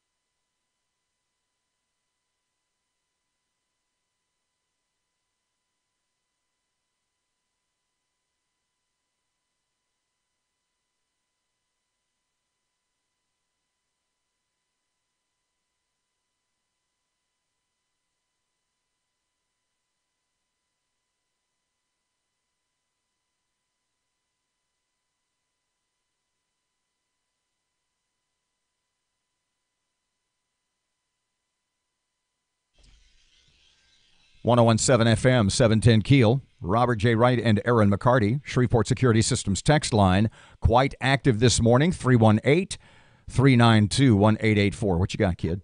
I just want to thank all the folks that have helped so far. We're still going, but Operation Santa Claus. We're going to do the annual Barney Cannon Smile Run. It's today at 10 o'clock, Shriners Hospital for Children on Sanford. This is a big deal at Shriners Hospital. Those kids, many of them from South American countries, from Mexico, they're here getting free treatment. Everything is paid for by the Shriners, and we just do a small part. The fire department, the Shreveport Police Department, they bring out the fire truck. They spray that foam. Those kids get to come out of the hospital for a minute and play in the foam. They each get a brand new toy. Their families are here and are essentially stuck here for the holidays. And this is one of the brightest days for them at the hospital. And I'm so sorry I can't make it today because I usually like to go play in the foam too. But I'll miss it today. But my heart will be with them. And thanks to everyone who's donated so far to Operation Santa Claus. She likes to go play in the foam. Words to live by, friends. Write that down. I do. Get it tatted in the tramp spot. They have to drag me out of it. We are awaiting a phone call. Hopefully he didn't get tied up with something else from Temple football coach Ed Foley. I had mentioned it actually, and this is interesting as hell because Ed Foley. Could we have the time zone mixed up? Ed Foley is the Temple football coach. Well, actually, he's the interim football coach. I mention that because multiply like 4 times 24. 4 times 4 is 16. 4 times 2. He's been Temple football coach for about 96 hours. Is that it? He was named interim coach because the guy, what was his name? Jeff Collins, I think. They went to Georgia Tech, right? Was the Temple coach, took the Georgia Tech head coaching job and said, see ya, Philadelphia. Yeah. Well, Ed Foley stepped up. And at the luncheon yesterday, not only did he step up for Temple, but he stepped up for the Independence Bowl. He stepped up for Shreveport. Ed Foley stepped up to the dais, took the microphone, and if you did not hear this enthusiastic endorsement of our city and our bowl game, I mean, if you've seen this guy, first of all, and I mean this with all the admiration in the world, he looks like a football coach would look in the 1930s, or for basically, he looks like a little heavier Pat O'Brien as Newt Rockney. I mean, he literally, and he talks like this, and he's enthusiastic, and I can't even begin. Just here is about amazing. a minute and 10 seconds of Ed Foley's endorsement and promise of what he and his team are going to bring, what the Temple Owls will bring to Independence Stadium on game day. But our football team is going to come down here ready to play. We're going to practice really hard. We're going to play really hard. I hope that we play well, but I know that we'll play hard. And we're going to find out about Duke, and we're going to find out about Temple, and we're going to find out about which one of those football clubs wants to hit each other harder or longer. That's what we're going to decide here on the 27th.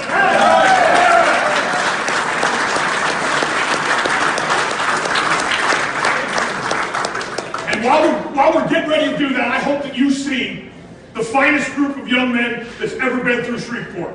I hope you have a chance to see them hold a door open for you, or say thank you for being here, or be truly appreciative, because guys, I love this team. And I love these players, and I know you will too when you get around them. Please, get around our players. They are going to love you. They are going to love Shreveport, and you're going to love them. And they are going to be so appreciative of being here. Guys, it's going to be one of the greatest teams that you've ever had here, I promise you that. So we're fired up to be here. Thank you to everybody for having us. Standing by, Temple Owls. I'm not even going to say interim because as far as I'm concerned, and I've got he's no the guy. He is the Temple football coach, Ed Foley. Coach, welcome to KEEL. Thank you for taking time for us this morning. Who's this, Robert? This is Robert. Erin is standing by. Hey, Coach. Now, are you still in Shreveport? Are you back in Philadelphia? Are you on the road? What's the deal? I'm on the road recruiting. I just pulled off so I could talk to you guys for a minute. Thank you. Glad to be here. Thank you so much. I got a feeling that the Ed Foley that stood up at that dais yesterday and sold America, literally, I said earlier, for 15 minutes, we were at the epicenter of the sports world. Shreveport was because of you. So, A, thank you, but B, tell us why this is such a big game to you and the Temple Owls. It's a big game because it's the next game. And by the way, you guys got an awesome venue down there. So the fact that I was coming from a little bit of turmoil up here, getting down to see you guys, and then thinking about our players all hit me at the same time, and we're really fired up to be down there. Are the guys as excited as you to be here? The way you see our guys, you're going to love our players. Our players bring me juice. The reason that I have the energy that I have is because when I walk into the building every day, our players bring me the energy, bring us the energy as coaches. It's a great place to work. The atmosphere is fantastic, and the kids come in every day with a lot of energy. Coach, tell us a little bit about your coaching background, your bona fides, if you will, a little resume info on Ed Foley. I've been at Temple for 11 years. I've held a couple different roles on the staff. I was hired as my fourth head coach, and I'll be working for my fifth head coach if I don't get the job, but hopefully that won't happen. But I've been here for 11 years, and before that I was at Hofstra University, Fordham University. I was a head coach there. I was at the University of Pennsylvania before that in the Ivy League. Well, what makes Shreveport? Sometimes when you live in the forest, you don't see outside of it. Some people here are negative. Oh, this is Duke and Temple. You can change my mind today. I'm going to buy tickets today because of you. Hey, everyone's going to need to come out and see it. Now, let me tell you something. This Duke football team now is really good. And if you've never seen a Coach Cutcliffe offense now, they know how to play a pro-style offense. And then you look at us now, we got speed, we got athleticism. I'm going to give you a couple reasons right now why you need to come see this game. We got a corner, number 6, named Rock Yassin. Now, this sucker played at Presbyterian College, a Division II school in North Carolina. They dropped football. He begged us for a chance to come and play. He has played at such a high level. He's first-team all-conference that he's looking to be a first- or second-round draft pick by some. The story is unbelievable. He came from a school that was dropping football, was a high school wrestler, and has been just awesome for us. And you want to talk about a guy that brings energy? Like, if you go around that guy, if you think I got energy, like, you can't be around him and not be uplifted. I mean, everything he does is 1,000 miles an hour. Yeah. We got a defensive tackle, number 9, Michael Dogby. He had one scholarship offer. He just got invited to the East-West Shrine game. He's going to play out and represent Temple with a bunch of other players from all over the country out there at that game. Rock's going to play in the Senior Bowl. We got players that you're going to see, and you're going to be like, I got to get around these guys. So if that's not enough to get you going, I mean, the competition and the way these guys are going to want to play is going to want to have everybody watch them. Coach, you know, you coming down here, you and the Temple Owls, you're in Tigerland, LSU country. Earlier this morning when we played your soundbite a couple of times from yesterday, Erin at the other end of the table said... You kind of sound like Coach O. She said you're like an East Coast Ed Orgeron, which in her mind and the mind of LSU fans is high praise. You got to be pleased with the... Coach. Go Owls, go Owls. So before we let you go, just one great big go Owls, and we can't thank you enough for everything you did for Shreveport and the Independence Bowl yesterday. It's our pleasure, Coach. Thank you so much. Thanks for having me on. Fired up to be down there. 749, 101.7 FM, 710 Keel. Traffic and weather update coming up right now. Here's Ruben. Looking right now at some slow-moving traffic on Texas Street in downtown Shreveport, and we're starting to see some traffic delays on I-20 westbound near Spring and Market. If you have anything to report to us, give us a call at our Planet Fitness traffic hotline, 687-ROAD. A low pressure will develop in Texas and ramp up the rain chances for us tonight. We'll see the clouds continue to build in at 62. Showers likely late tonight, maybe a thunderstorm, low 57. Showers and thunderstorms for tomorrow, 64. Cloudy with occasional light rain, Friday's high 47. Richard Wettig at the Weather Channel.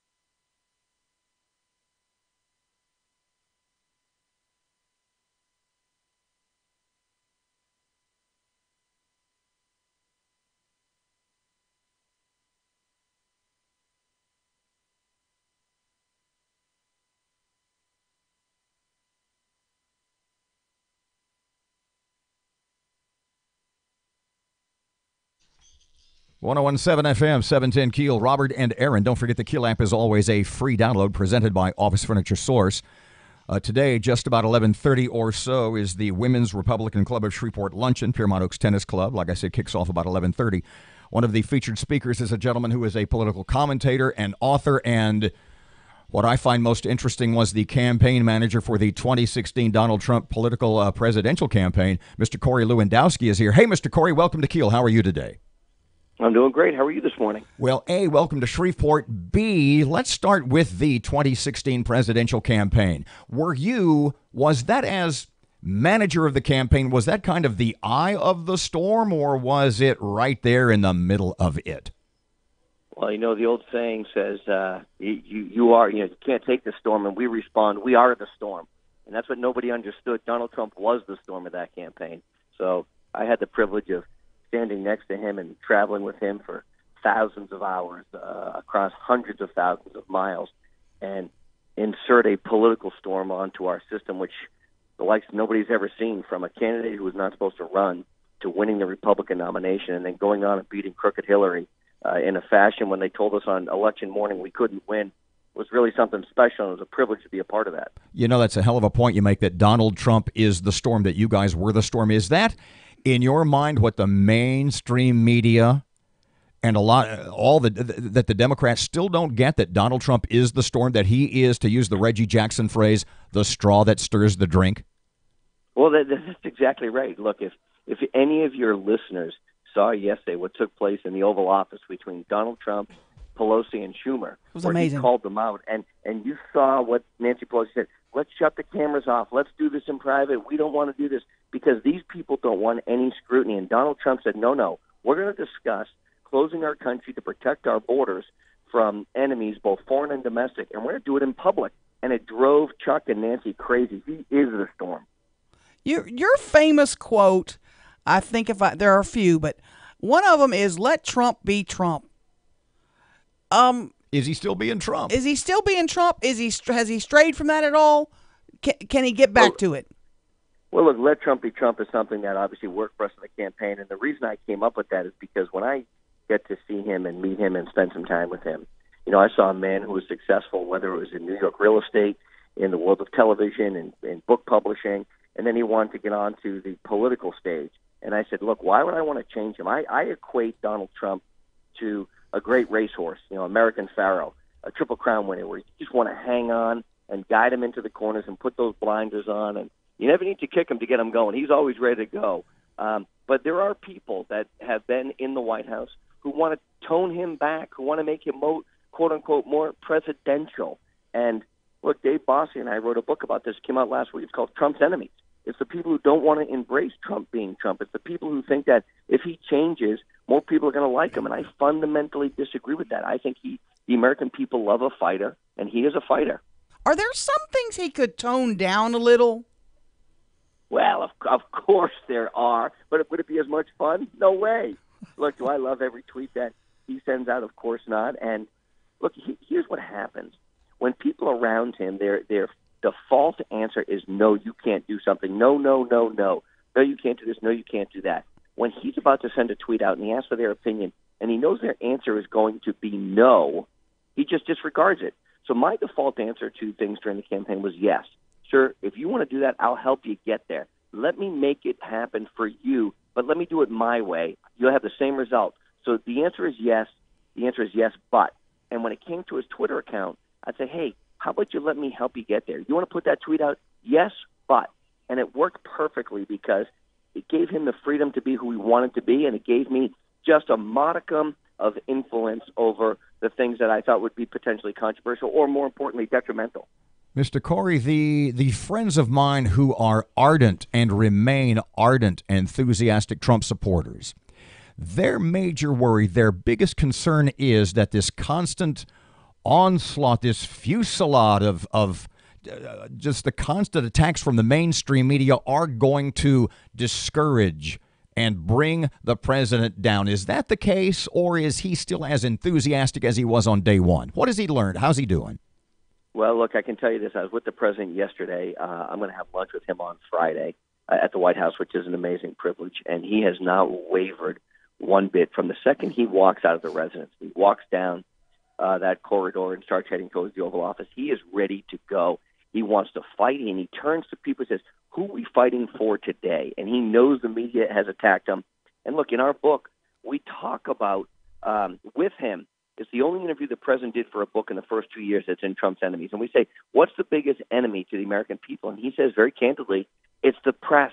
But more importantly, it's the fake news. He says he doesn't mind a bad story, but he needs a story that's accurate. And so while they continue to attack him, you have to look at all of the great things that he's been able to achieve in the first 2 years. Corey Lewandowski, David Bossie. The book is called Trump's Enemies. You'll be signing it today. The Women's Republican Club of Shreveport at Piermont Oaks. Can't thank you enough for your time. Tell David we said hello. I will, and thank you to the Women's Republican Club for hosting us today. We're excited. Thank you. Hey, Mr. Corey, our pleasure. Thank you very much. 757, 1017 FM, 710 KEEL. Here's Ruben, traffic update. Still keeping a close eye on that slow-moving traffic on I-20 westbound near Spring and Market. And we have some heavy backed-up traffic on Benton Road just north of I-220 in Bossier City. If you have anything to report to us, please give us a call at our Planet Fitness Traffic Hotline, 687-ROAD. Low pressure will develop in Texas and ramp up the rain chances for us tonight. We'll see the clouds continue to build in at 62. Showers likely late tonight, maybe a thunderstorm, low 57. Showers and thunderstorms for tomorrow, 64. Cloudy with occasional light rain, Friday's high 47. Richard Wedding at the Weather Channel.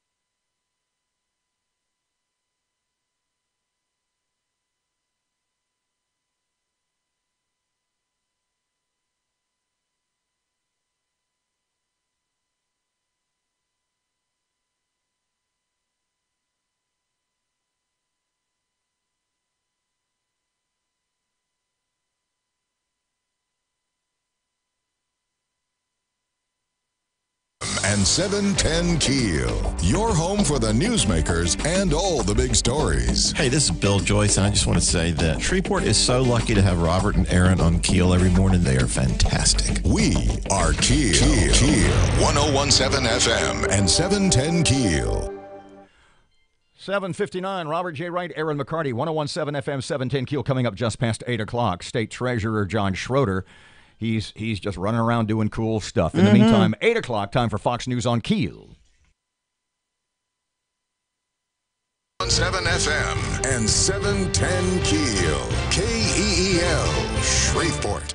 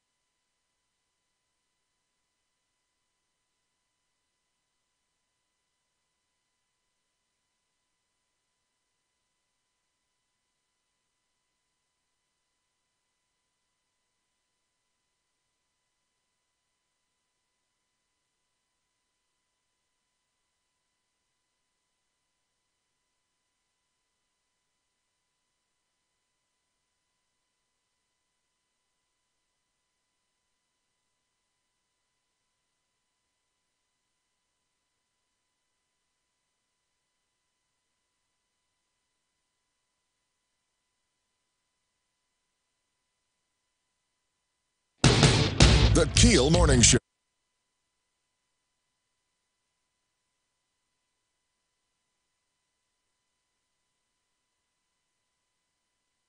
Just past 8, Robert and Erin, 1017 FM, 710 KEEL, and the KEEL app, a free download from Office Furniture Source.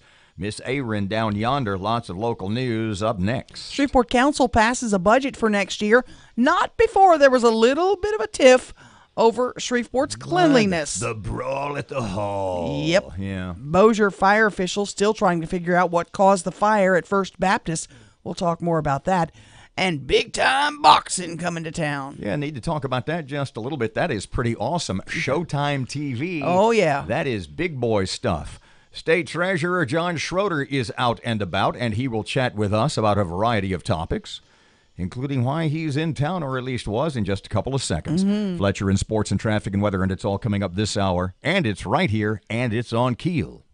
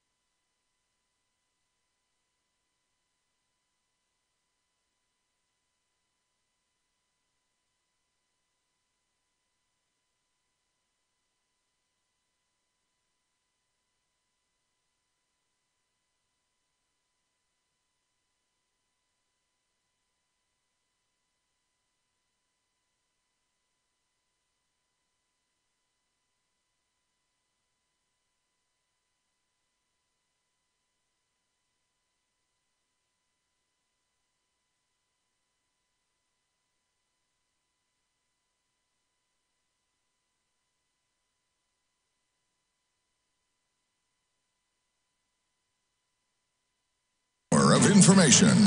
KEEL News now.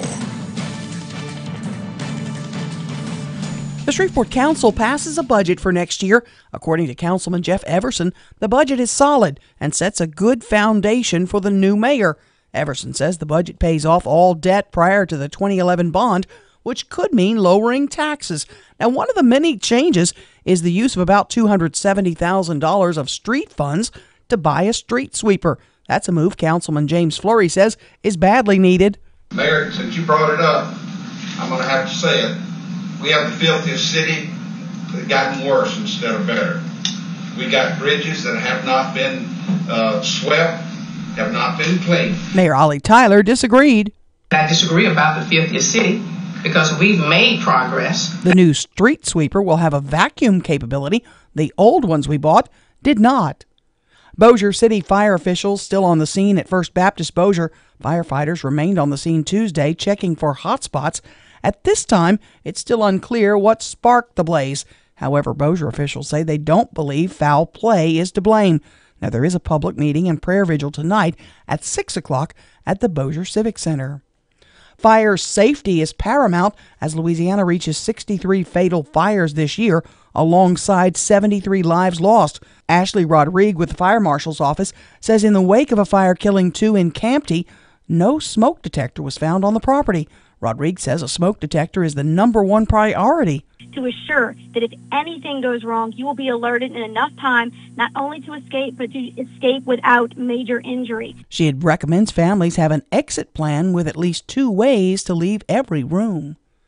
Another major sporting event coming to Shreveport. Matt Parker with that. Showtime is bringing primetime boxing to Shreveport. The Shreveport Bossier Sports Commission has announced that ShowBox will be filming an episode of Next Gen at Stageworks January 11th. While a card has yet to be announced, the promoter for the event says it will be packed with a lot of undefeated international stars. Next Gen is televised worldwide and is expected to bring in an audience of millions. From 101.7 FM and 710 KEEL, I'm Matt Parker. A teacher arrested for having sex with a student. James Jones, a teacher at Pleasant Hill High in Sabine Parish, has been arrested after allegedly having sex with a 13-year-old student. Jones turned himself in to police. Should you have to work or at least try to work to get SNAP benefits? That debate continues, but a farm bill's now in conference committee with votes expected on a final version this week. The bill houses the Supplemental Nutritional Assistance Program, or SNAP, along with farming policy. Congressman Ralph Abraham says he's disappointed the bill leaves out SNAP work requirements, but overall it's a good bill. We got 18 of the 21 asked. There were 2 or 3 that we didn't. But as a whole, when you have this large of a bill, I think we count this as a big win. The bill has the support of Louisiana Senator Bill Cassidy and Congressman Steve Scalise. French police say Sharif Chakat, a man with a long criminal history, opened fire near one of Europe's most famous Christmas markets in Strasbourg. 3 people were killed, 13 others wounded. No more crack fries at a Michigan-based restaurant chain. Hopcat changing the name because of the association with the drug epidemic. The seasoned fries recipe, though, won't be changing. I'm Erin McCarty on 101.7 FM and 710 KEEL.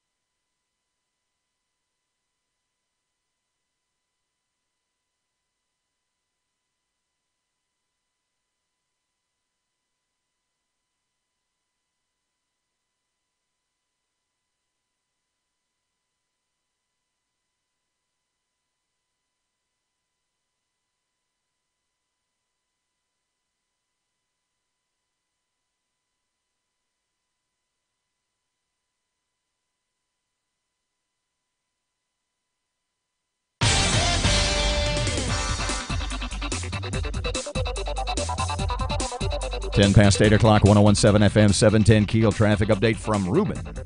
Still keeping an eye on that minor accident on I-20 westbound near Spring and Market. And we're still dealing with that heavy backed up traffic on Benton Road southbound just north of I-220 in Bossier City.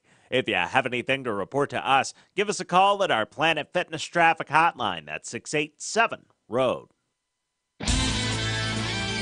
A low pressure will develop in Texas and ramp up the rain chances for us tonight. We'll see the clouds continue to build in at 62. Showers likely late tonight, maybe a thunderstorm, low 57. Showers and thunderstorms for tomorrow, 64. Cloudy with occasional light rain, Friday's high 47. Richard Wettig at the Weather Channel.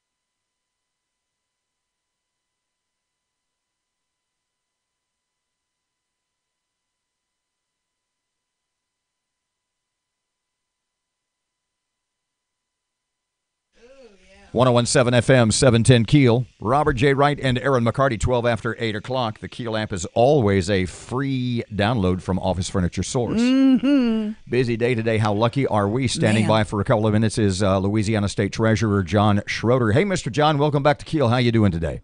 Good morning. A little chilly up in North Louisiana today. So you are still here. We didn't know if you had headed back down south. I know you were here last night for a Republican get-together. Why don't you just sort of review for us your evening last evening and what's going on today? Well, you know, I tell people I'm just I use every opportunity I can to get around the state because, look, as a legislator and spending 10 and a half years on a budget committee, you know, budget isn't something everybody likes to talk about. And it's complicated. It's a lot of numbers, but I just have a way of just calling it like it is, explaining the way that people can understand. So I enjoy getting across the state because the citizens of Louisiana need to understand that as the governor gets around and says how great everything is, there's no way possible that it was horrible for 9 years, 9.5 years, and then instantly turned incredibly great in the last 4 months. That's impossible. So I was here last night. I have a little town hall meeting this morning in Houghton, and I'll talk about the finances of the state and just the reality of what it is and the fast growth of government that we cannot keep up with as taxpayers. You know, that's interesting when you talked about your attempts to explain something so complex and bring it down to everyday language.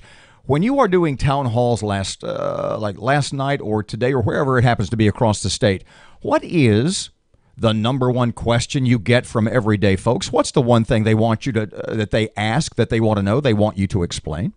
You know, it really varies depending on what part of the state you're in. Some people have more crime and education issues. Certainly in this part of the state and in Bossier Parish, you know, education is not something that they have a problem with. Really, it's really trust, in my opinion.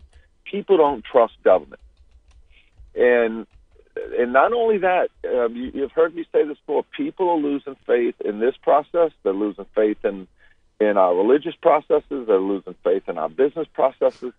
So, I mean, the only way that I can encourage and reinstill that is to get out, meet people, let them hear what I'm doing, let them know that they can trust me. As I say all the time when I go behind that door, you won't have to worry about the decision I'm making.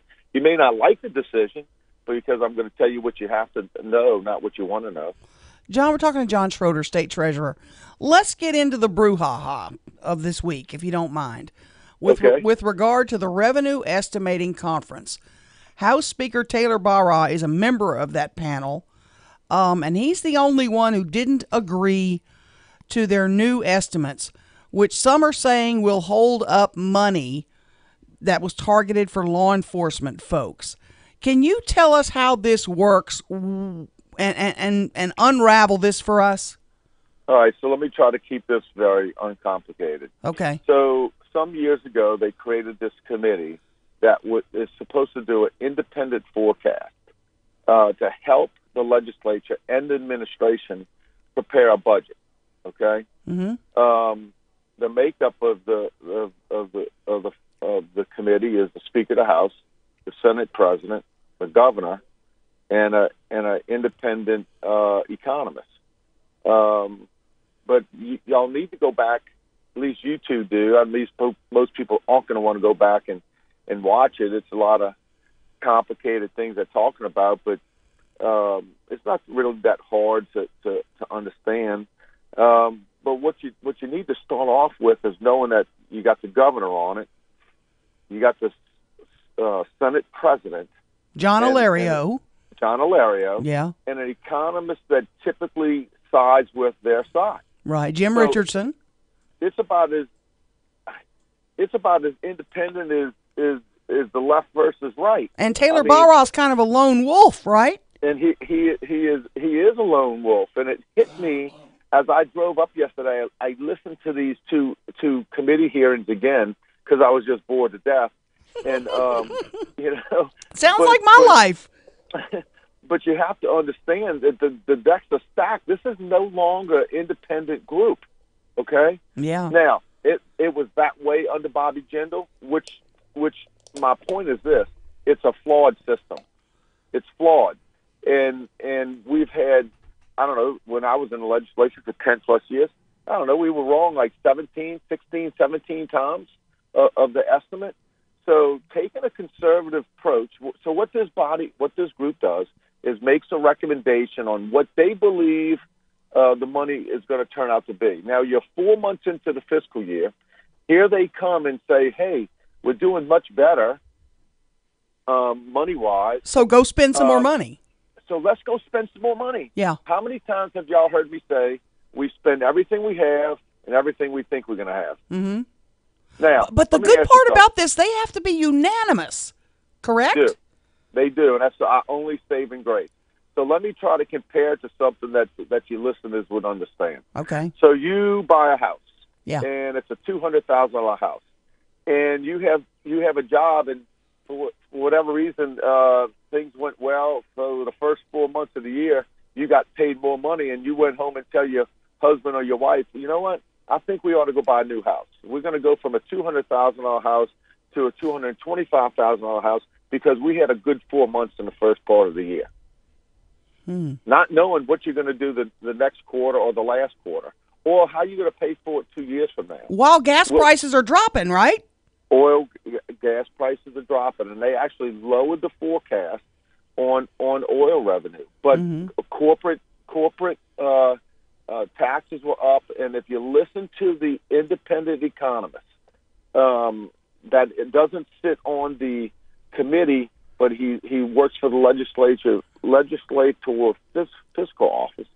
He's an independent guy. He doesn't answer to anybody other than just the legislature. And he said yesterday, or I listened to it yesterday, but he said this week that corporate the things that were done in the legislature since 2015 to clean income tax and different credits and things like that are bearing fruit today. So what I got out of that, as the governor runs around and says our economy is exploding, I question whether it's the economy or some of the tax credits that we got rid of, cut back on, that we're now starting to see, spend dollars out from those changes. And that's what the economist says from 2015. And then on top of all of that, guys, we just raised your taxes on sales tax. We're now the second highest tax state in the country. So why don't we take some of this extra money that we have and maybe give it back to you on a sales tax side? I like that idea. Because what's going to happen is we got $200 million extra dollars or somewhere around that, maybe less. We're going to spend that, so then we're just going to reload the gun and stick it to our head, because now we constantly want to live on the edge, on the fringe. Let's spend every dime we have, and we don't save anything. We live from crisis to crisis, and we're not planning for the future at all. Yeah. John Schroeder. It's very frustrating. It is. I can't thank you enough for that explanation, because a lot of people don't understand that. I think that helped today. John Schroeder, State Treasurer, going to be at Dodie Horton's office for a town hall meeting, 8:30 this morning until 10:30, open to the public. Folks go out and see him. What a great guy. Thank you, sir. You're welcome, guys. Have a good day. Thank you, Mr. John. 1017 FM, 710 Keel, almost past 8 o'clock, which sounds pretty good to me. Traffic update, here's Ruben. We have reports of a minor accident on I-20 westbound near Spring and Market. It's got traffic backed up past Airline Drive right now. And we're still looking at some backed up traffic on Benton Road north of I-220 in Bossier City. If you have anything to report to us, please give us a call at our Planet Fitness traffic hotline, 687-ROAD. A low pressure will develop in Texas and ramp up the rain chances for us tonight. We'll see the clouds continue to build in at 62. Showers likely late tonight, maybe a thunderstorm, low 57. Showers and thunderstorms for tomorrow, 64. Cloudy with occasional light rain, Friday's high 47. Richard Wettig at the Weather Channel.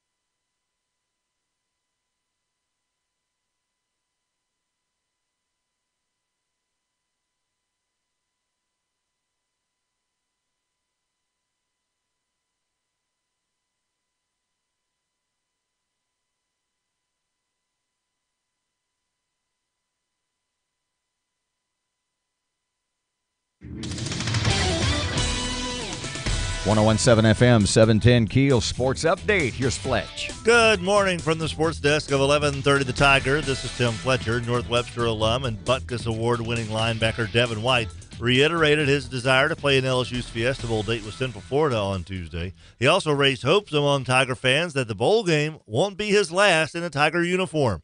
When asked about playing in the game rather than skipping it to avoid injury, White replied, quote, "It's the next game on the schedule. I signed up to play football for LSU." He also said he wants to be the greatest linebacker in LSU history.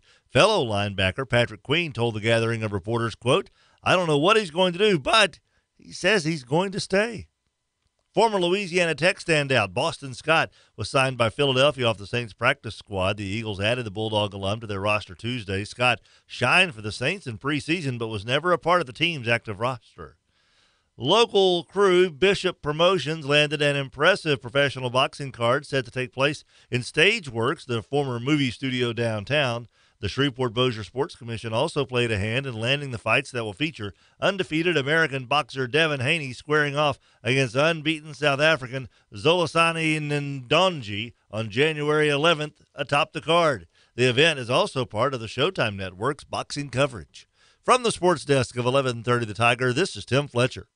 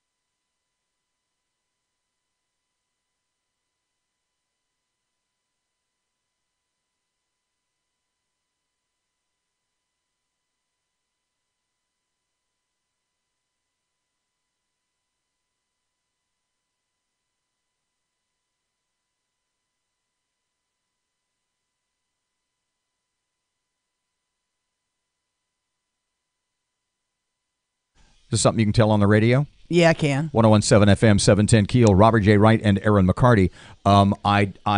Okay, you started.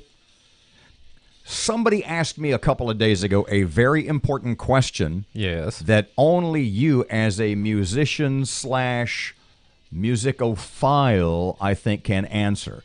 But you started off with, you were listening to some James Burton, and Mr. James was awesome last week. But yeah. You can hear that interview at KeelNews.com, by the way. It's so great. Go ahead. What were you going to say Well, about I was Mr. just James? saying I was listening to some of the songs he's played on over the past few days, and the guy is just amazing. I was at a party at his house, and I don't like to tell it. I don't like to brag, but anyway, I was at a party at his house one time, many years ago. You guys used to be neighbors, like next door Yeah, neighbors. across the street, and over there at his home, and kind of impromptu. He has a nice area in his home that's got kind of like a dance floor, thing, and he and his son got up and started riffing on the guitars, playing Jerry Lee Lewis songs. And singing, it was, and I'm standing, I'm this close, 4 feet from him, and they're playing and singing, and people are getting up dancing. It was just impromptu. They got up there jamming. Okay. I was so like, oh my God, this is so cool. So here's my question, and this was asked of me last week. In fact, it was the day that we had Mr. James on. And a friend of mine says, he says, I don't know much about guitars or guitar playing or musicianship. Mm-hmm. But he said, I recognize Eric Clapton, and he named a couple or 3 or 4 other guitarists. And he said, his question was, in the history of rock and roll guitar, what is it that makes James Burton so great? What is it that makes other musicians like Keith Richards or Eric Clapton or Jimmy Page or Jimi Hendrix, yeah. Or you can run down the list of these guys who, and I mean this with no tongue-in-cheekiness at all, what is it about James Burton and his style and his musicianship that makes other musicians, other legends, worship at the altar of James Burton? Well, he had a unique sound that wasn't that didn't exist before James Burton, because we could get into the whole story, but basically when he got his first Telecaster, to get a certain sound he had in his head, he changed out the standard guitar strings with banjo strings, and that's what gives it that little that twang sound. Right, that's sort of what sounds like what I, as a non-musician, would say an upper octave thing. Yeah, so he did that and brought a very different sound that literally did not. It's the same as, when you talk about Elvis's singing and bringing, more of a black music to the public culture, or Chuck Berry, who changed the way a lot of other people play guitar. James Burton just brought something different that literally did not exist before he's, hit the national scene. Who was it he said? And it slipped my mind. I want to say Jimmy Page, but I don't think that was it, of Led Zeppelin, who for years and years and years, when they finally got together and hung out, he said it was in a diner somewhere. And Jimmy Page who carries the picture of James Burton for years in his wallet. That's amazing. And he went to pay the bill. They're just hanging out in a coffee shop in Los Angeles. Jimmy Page goes to pay the bill, and he says, while we're here, I kind of want to show you something. And James says, what's that? He takes a picture of James Burton out of his wallet and shows it to him. He says, I've been carrying this around for years and years because you play like nobody else. That's unbelievable. Thank you for explaining that. 29 past 8 o'clock, 101.7 FM, 710 Keel. Local news just ahead. Here's Ruben. The intersection at Line Avenue and Kings Highway is dealing with some slow-moving traffic right now. And we're still keeping an eye on some slow-moving traffic on Airline Drive near Barksdale Boulevard in Bossier City. If you have anything to report to us, give us a call at our Planet Fitness Traffic Hotline, 687-ROAD. A low pressure will develop in Texas and ramp up the rain chances for us tonight. We'll see the clouds continue to build in at 62. Showers likely late tonight, maybe a thunderstorm, low 57. Showers and thunderstorms for tomorrow, 64. Cloudy with occasional light rain, Friday's high 47. Richard Wettig at the Weather Channel.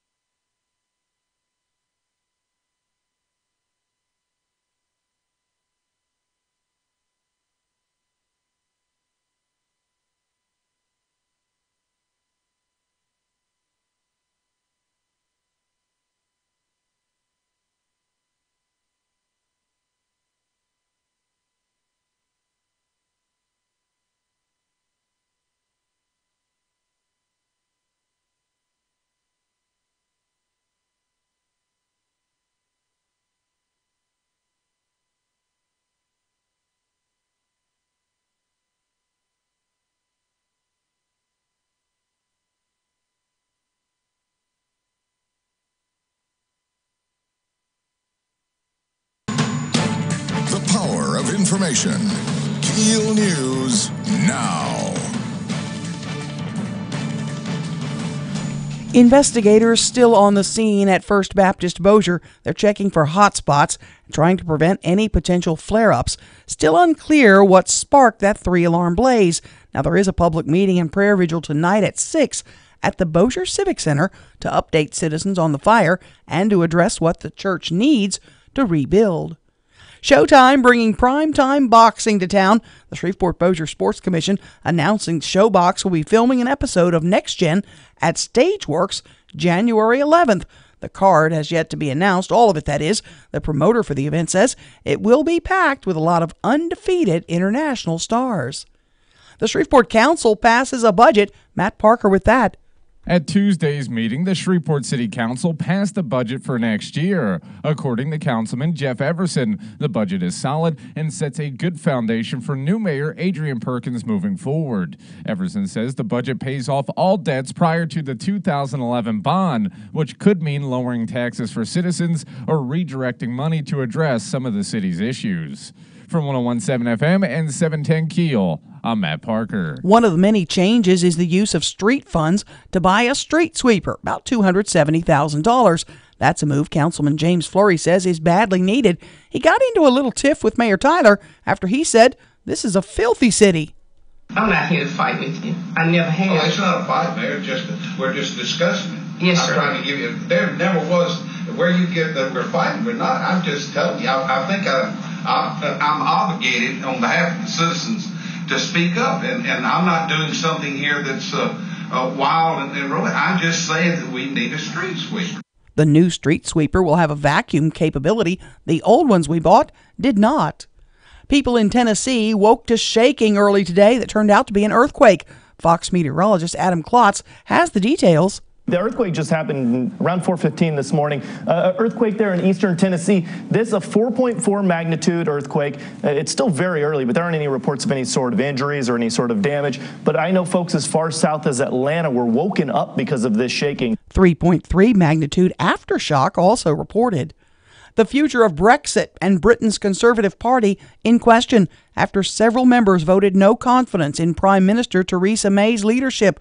May warned that changing leadership now would have dire consequences. And at this crucial moment in our history, that means securing a Brexit deal that delivers on the result of the EU referendum. Taking back control of our borders, laws and money, but protecting jobs, our security and our precious union as we do so. Many British lawmakers have criticized May for her handling of the Brexit negotiations. I'm Erin McCarty on 101.7 FM and 710 KEEL.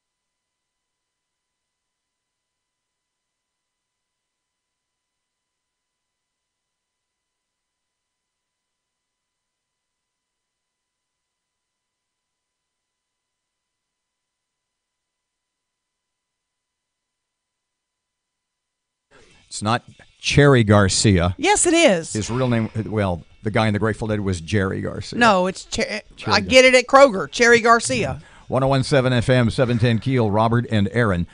Just to show you how strange college football is, we talked about this a while ago. Meant to talk about it yesterday. So Greedy Williams, LSU defensive back, and he's not going to play in the Fiesta Bowl, which we can talk about maybe in a second if we have time. The announcement came out, and I guess you made this point, is that Greedy Williams, LSU, is second team All Southeast Conference. Say that again. Second team All SEC, yeah. But the AP All-American team came out yesterday. He's first team All-American. Yes, so how does that work? I don't know exactly how that works. I don't know. So the guy ahead of him on the SEC team is not on the All-American team? No, not first team. So that sounds idiotic. It does sound a little like you're undermining. You ought to get together. Yeah, you might ought to. Yeah, that's unbelievable. Unbelievable. Greg wrote an interesting post, an interesting blog. I don't know if it's at KeelNews.com or not. About he said basically Greedy Williams sitting out the Fiesta Bowl, and players of that ilk going back to Leonard Fournette with LSU or Christian what's his name, the Stanford guy who's with Carolina now, McCaffrey. Yeah, there you go. Sitting out that bowl game, or hell, the guy who was the third guy in the finalist of the Heisman Trophy, Will Greer from West Virginia, right there on stage, the Heisman Trophy final. It was Kyler Murray who won, Tua Tagovailoa, and Will Greer from West Virginia. He says he's not playing in their bowl game. Mm-hmm. And there's been a lot of people, a lot of smart people, a lot of smart analysts who say this is the system that has ruined college football. You know who said this system is ruining college football? Nick Saban said that. He said, we have created a system, college football, in league, what is it, the College Football Series or whatever the official name of that outside the purview of the NCAA, the ones who actually do the Final Four picks. They in league with the NCAA. Nick Saban said, we've created a system where the bowl games don't matter.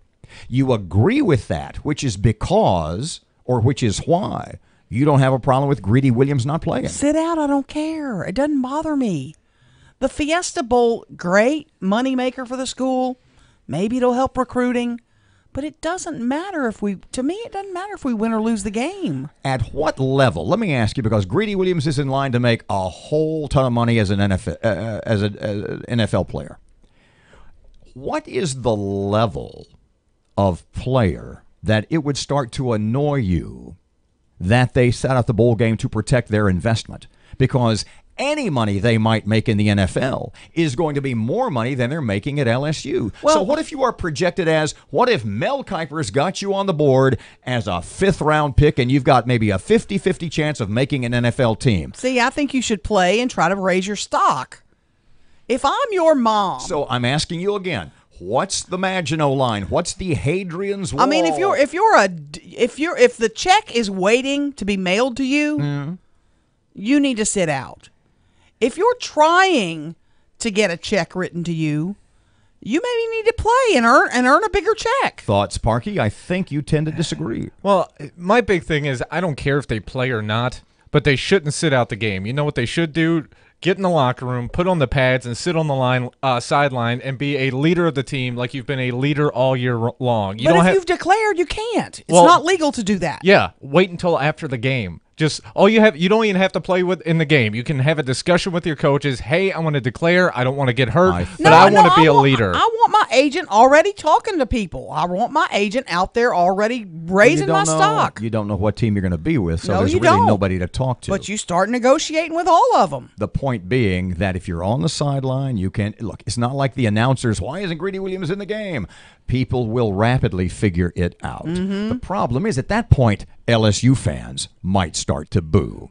839, 101.7 FM, 710 Keel. Here's Ruben. The intersection at Line Avenue and Kings Highway is dealing with some slow-moving traffic right now. And we're still keeping an eye on some slow-moving traffic on Airline Drive near Barksdale Boulevard in Bossier City.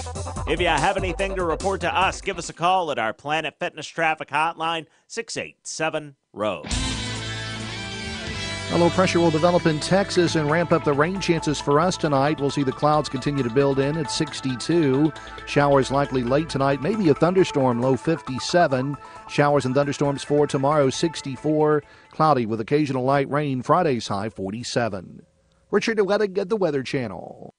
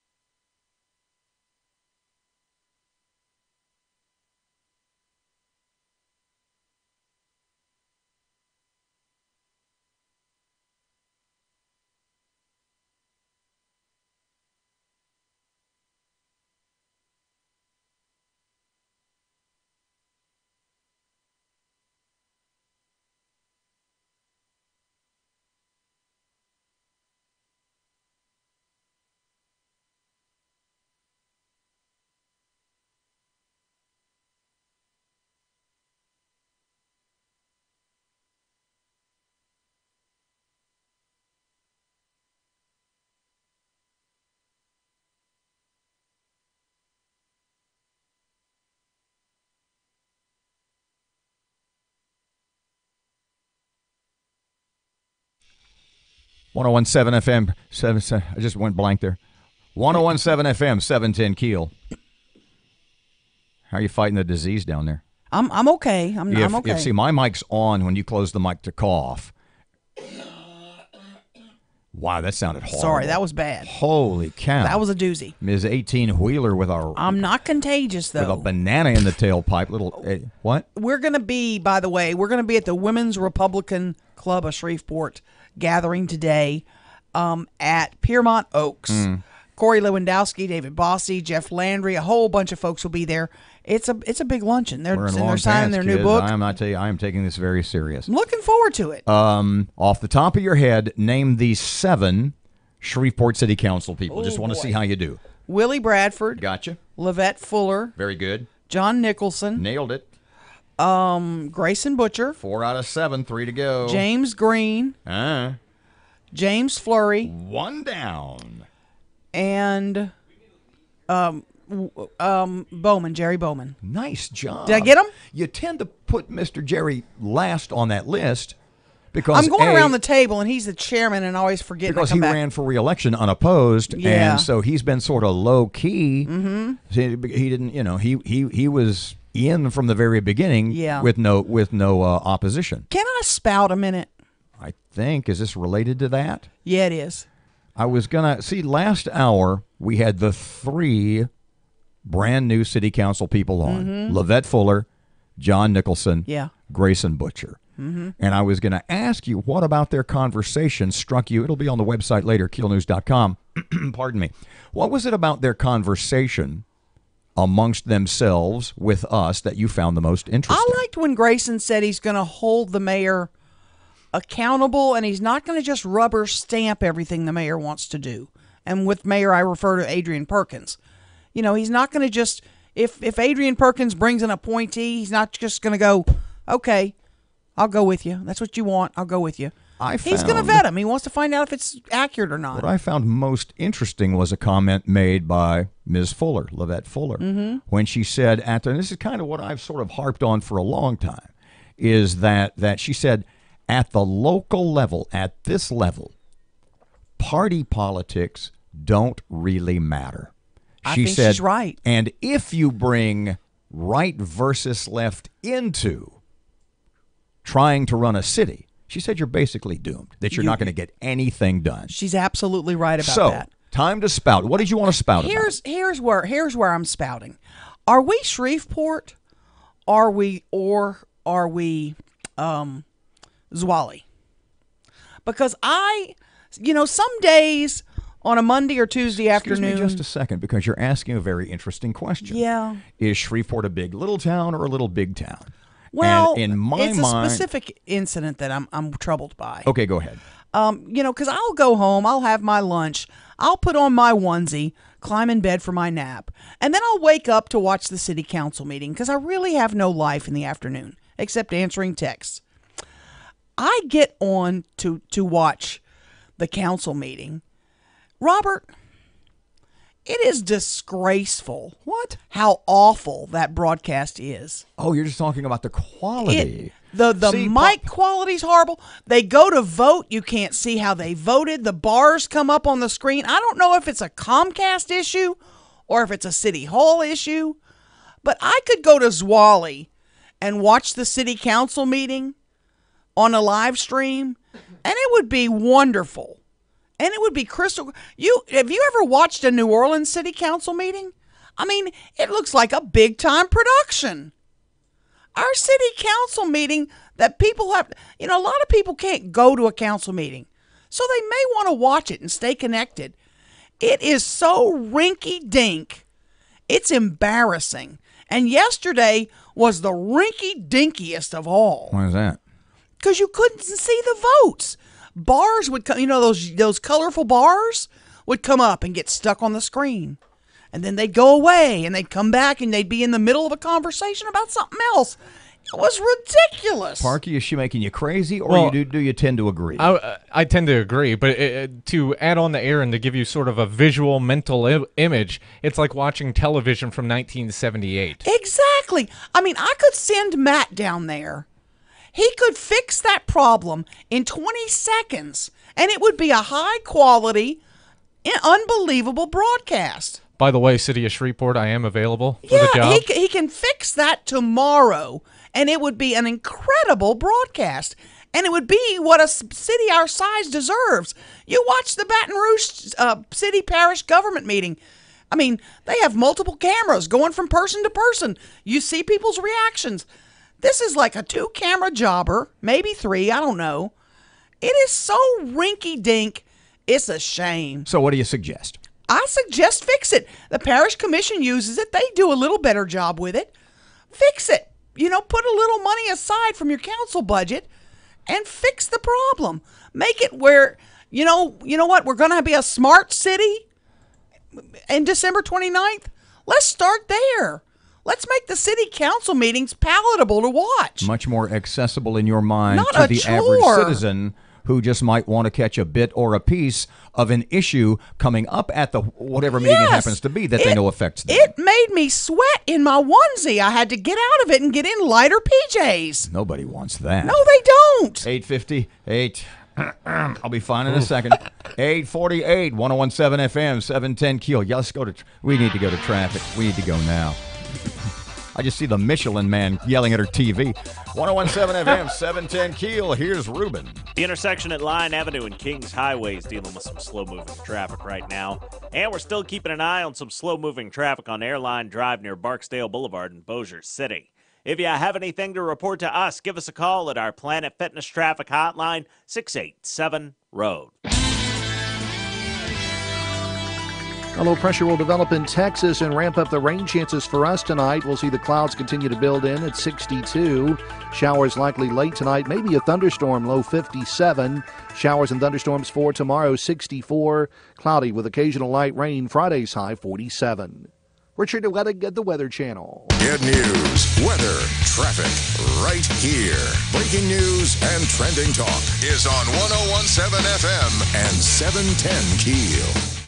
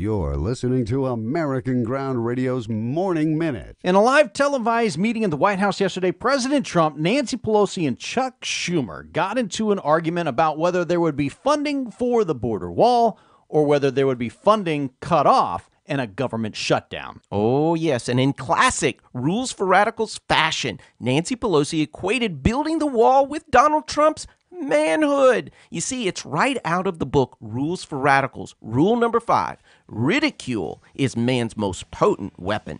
Michelle Obama said, when they go low, we go high. Nancy Pelosi apparently didn't get that memo. She focused all of her attention below the belt. American Ground Radio, where building a better America begins with building a better us. Return each weeknight from 6 to 7 p.m. with Louis R. Avalone and Stephen Parr on 101.7 FM and 710 KEEL and streaming live at KEELnews.com.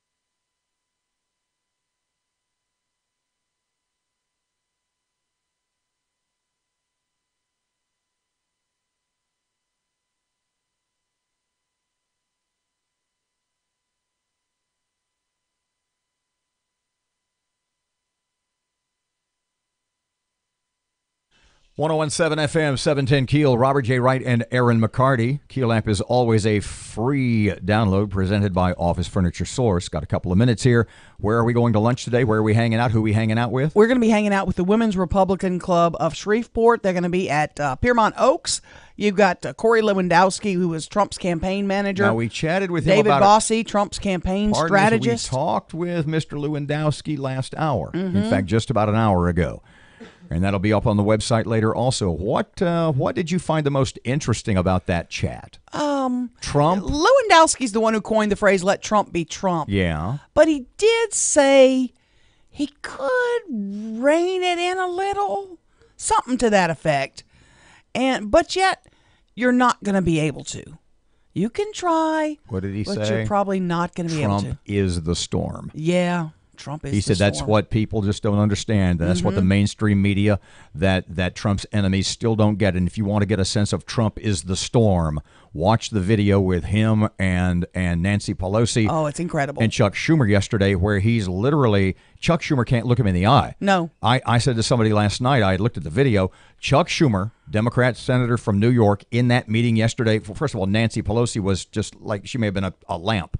It was a meeting that Trump insisted the cameras and reporters all be allowed to stay in. And they keep, we need. They were squirming. We need to negotiate behind the scenes.